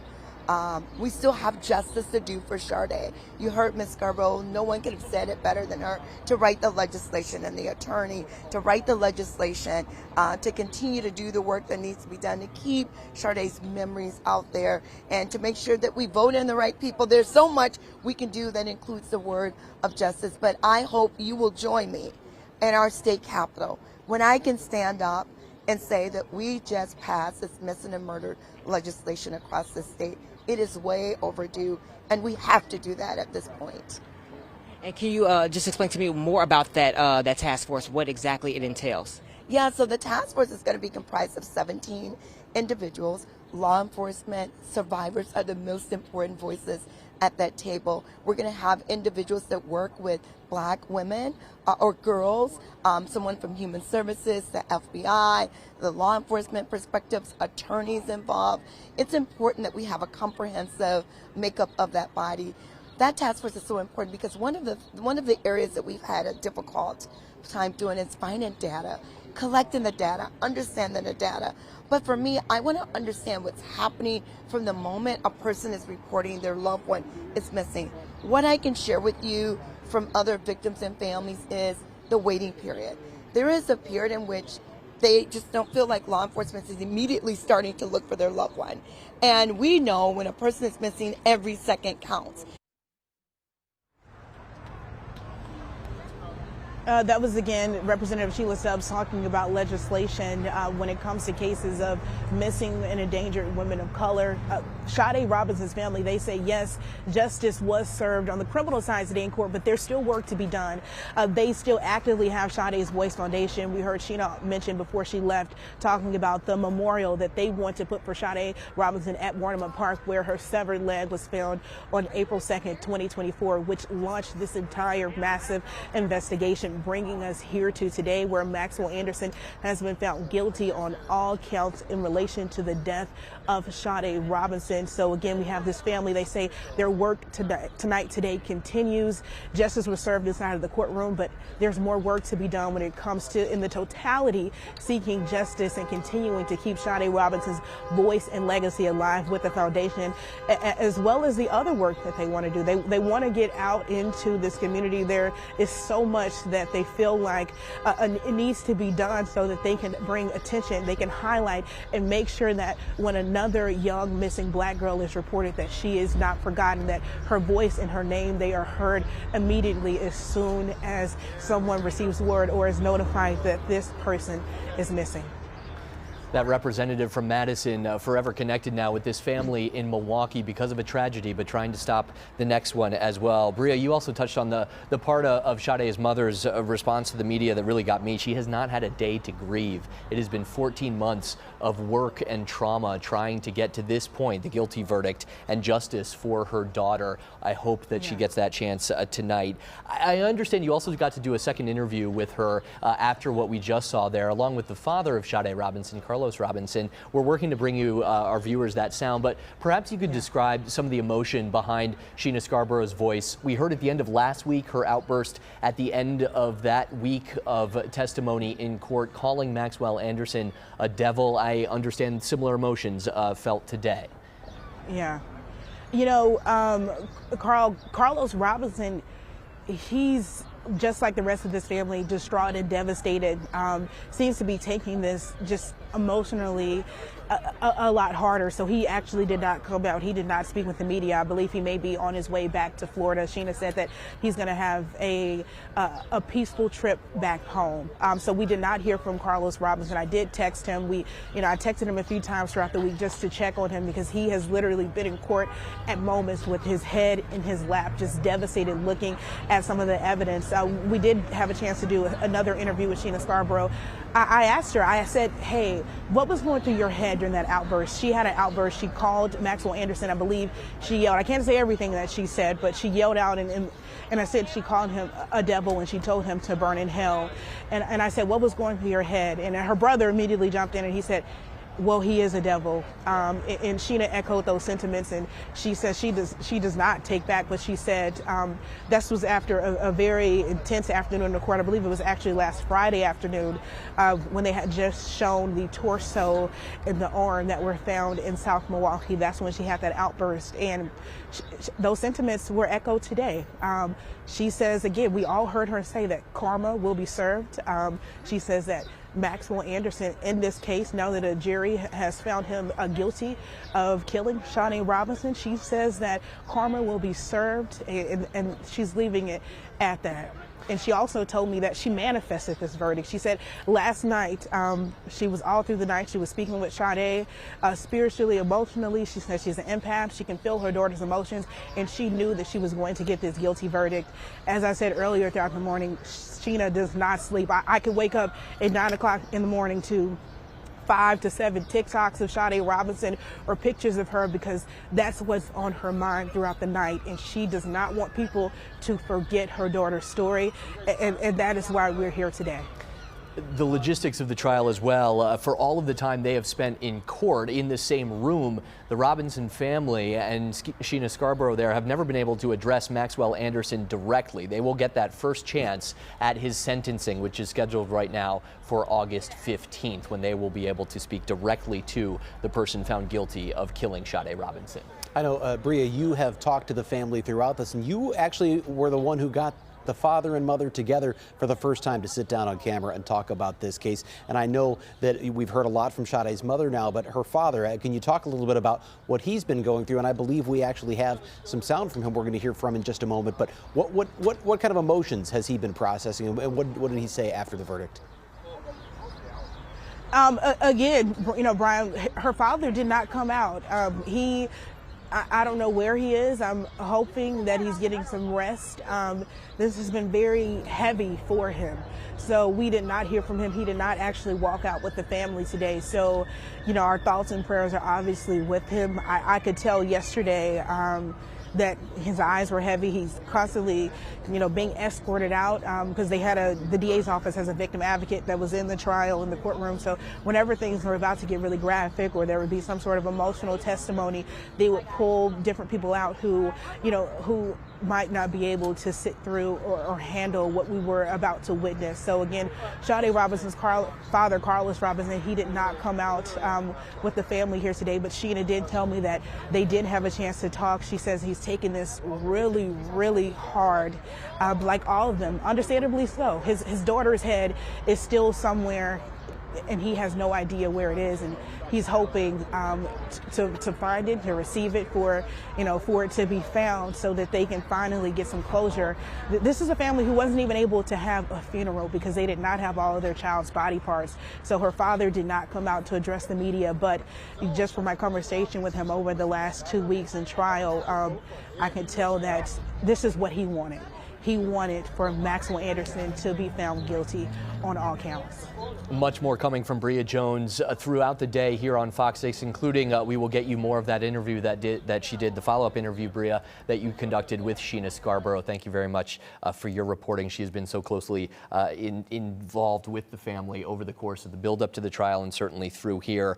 Sheena Scarborough spoke to the aura, the glow that her daughter Sade Robinson had, and I imagine for her that will continue to be a guiding guiding light. She said, Sade continues to walk with me daily. The Sade's Voice Foundation is trying to be an active participant in that legislation, trying to change the lives for black women in Wisconsin going forward, even though they could not for Sade Robinson. It was very clear from the family's attorney as well that this is not the end. This is just the beginning. They've got the civil lawsuits. That litigation's important. The legislation they want to work on, that task force. So this is the beginning and still sentencing to come. So there's a long way to go. It has been such a journey for the family. It has certainly been the case for the prosecutors and the detectives investigating this case. Let's get back to Bill Miston, who joins us inside of the courthouse. Bill, we just heard from the lead prosecutor, the lead investigator. They have spent months working on this, building their case and preparing for these 2 weeks of trial to ultimately get the guilty verdict today. What did you take away from finally being able to hear some of their mindset, some of what was going through their head besides what was just spoken in court?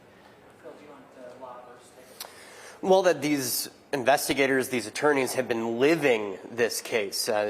Lead Detective, Milwaukee County Sheriff's Office Detective Joanne Donner said that this has been her only case since she got it back in April of 2024. She hasn't worked any other cases within the Milwaukee County Sheriff's Office. That her sole focus has been on this case. And to speak to the amount of work and effort that went into this, not only was there a lead prosecutor, Ian Vance Curzan, and that the second chair on the case was Deputy District Attorney Megan Newport, but also that there are a number of other prosecutors within the district attorney's office that worked on this case as well, and hours upon hours of working that case, moving it along, preparing for trial multiple times, trials that were delayed until it began 2 weeks ago. And one of the things that is important to note is some of these attorneys, this is not the only thing that they're working on. They're having to work on other cases on their caseload as well. But hours upon hours, countless hours put into working this case, bringing it to trial, and bringing it to a jury and getting the verdict that they were hoping for. And here's District Attorney Kent Lovern on today's events. First and foremost, I want to express our deepest sympathy to the family and loved ones of Sade Robinson. They've incurred a devastating loss that obviously occurred in a horrific manner, and they've had to carry this loss in a very public way now for over 14 months. And we are hopeful that this verdict brings some amount of solace to them. I want to express gratitude to the jurors who served in this case. We obviously are gratified by their verdict, obviously, because it is a just outcome in this case. But we are equally grateful for their service over 2 weeks, for their attention to this matter. And let's remember, jury service is among the highest level of civic responsibility any of us can be asked to take on. Juries are relied upon in the American justice system more than any place else in the world, and this is where members of our community have their highest amount of authority as they consider and decide cases. So we're very grateful for the jurors who served in this matter. I'm obviously very grateful to the superb law enforcement investigation that took place in this case. It was led by the Milwaukee County Sheriff's Office, and that team led by Detective Joanne Donner. Incredible work done here. As you heard through this trial, this was a very complex matter that took place in an investigation that spanned the entire county. And now I don't. It's gone.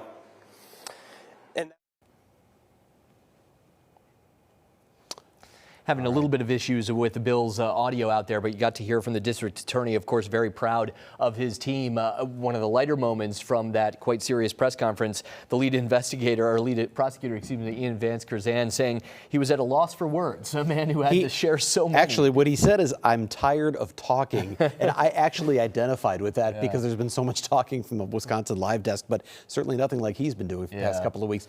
I'm tired of talking. I think he's ready to probably move on to something else. Yes, I would think so. We're not quite done with Bill Miston. I think we have you back there, my friend, as we have your audio once again from the Milwaukee County Courthouse. So we hear from Kent Lovern there. We heard a bit about the discussion of Ian Vance Curzan, although he certainly didn't answer some other questions as well, leaving the record of the court and the trial to speak for itself. Tell me about Joanne Donner as well, the lead investigator on this, who Vance Curzan gave so much credit to the work that she had done. And you can tell how much this had affected her, saying that she did have a good crowd cry in her office after this happened. She would go to Warnermont Park even on her off time, just hoping she could find some other piece of evidence. How vital was she to this? She was the witness that was called to the stand the most over the course of the 2 weeks of the prosecution side of things. Yeah, and I'm just taking a look at my notes here. For those that weren't following the trial, there were a total of 84 witnesses that were called as a part of the case, or 62 distinct witnesses. So of that 84, multiple witnesses were called back to the stand multiple times. And Milwaukee County Sheriff's Office Detective Joanne Donner, the lead detective in the case, was called back to the stand the most. And we'd spoken with Ian Vance Curzan about that, and that he's never called that many witnesses in a trial. He said maybe Megan Newport has, but it's definitely something that is out of the ordinary. Also out of the ordinary is Detective Donner and the amount of time that she just solely dedicated to this case. This was her only case. And you begin to live, she said, you begin to live in that case, and it's in your head constantly. And one of the things that was always in the back of her mind was, did I miss something? Was there something more to do? Especially since there was no cause of death. We did not know how Sade Robinson died, and could not find other parts of her remains. There was no murder weapon that could be pointed to. There was no quote-unquote smoking gun to point to Maxwell Anderson. There was a mountain of circumstantial evidence, and even Judge Crivello said that circumstantial evidence often can be more important to a case than direct evidence. But Detective Donner said the concern about missing something was always on her mind. Not at all, and that was increasingly frustrating, because that's where I went back to the, am I missing something? Am I overlooking something? You know, I knew in my gut that Maxwell Anderson was guilty, so I needed to figure out, how, does this evidence show it? You know, but yeah, it was very hard to overcome some of that, but in the end, it's what I had, so that's what we had to go with.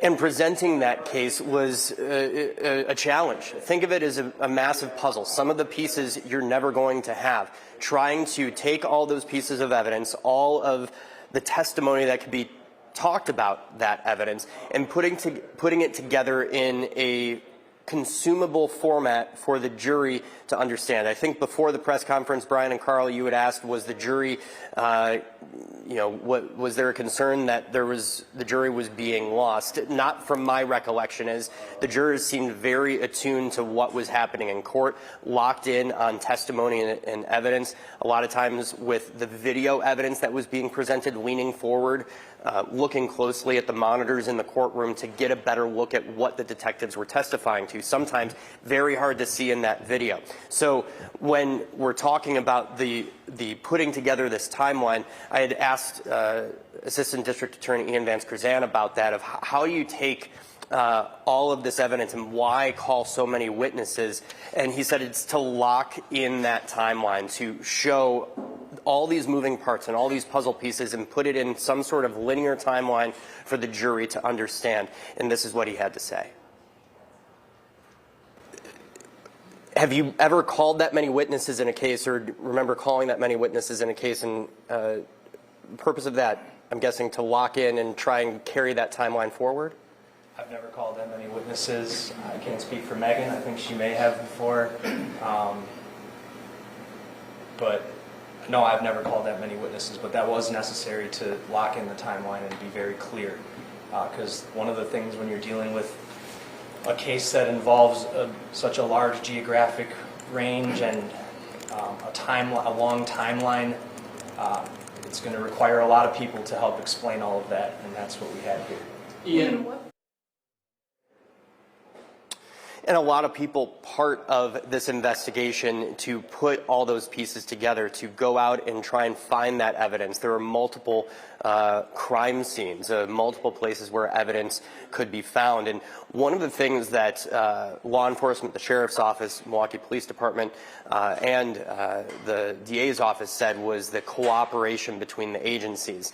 That they always do cooperate. that they have good working relationships, which aren't always present in other places around the country, but that this case has helped them better understand how to work together better now and in the future. Not to say that there's going to be another case like this. It's been a long time since there has been such a case that would be similar in this nature, where there was a lot of cooperation, but this has kind of provided a roadmap and a rubric for law enforcement, for the district attorney's office, on how to investigate and then later prosecute a case. Successful on both accounts from their side of things. Bill Misson reporting from the Milwaukee County Courthouse. We'll have much more of his coverage throughout the day today on Fox 6, but we'll let Bill get back to his work here.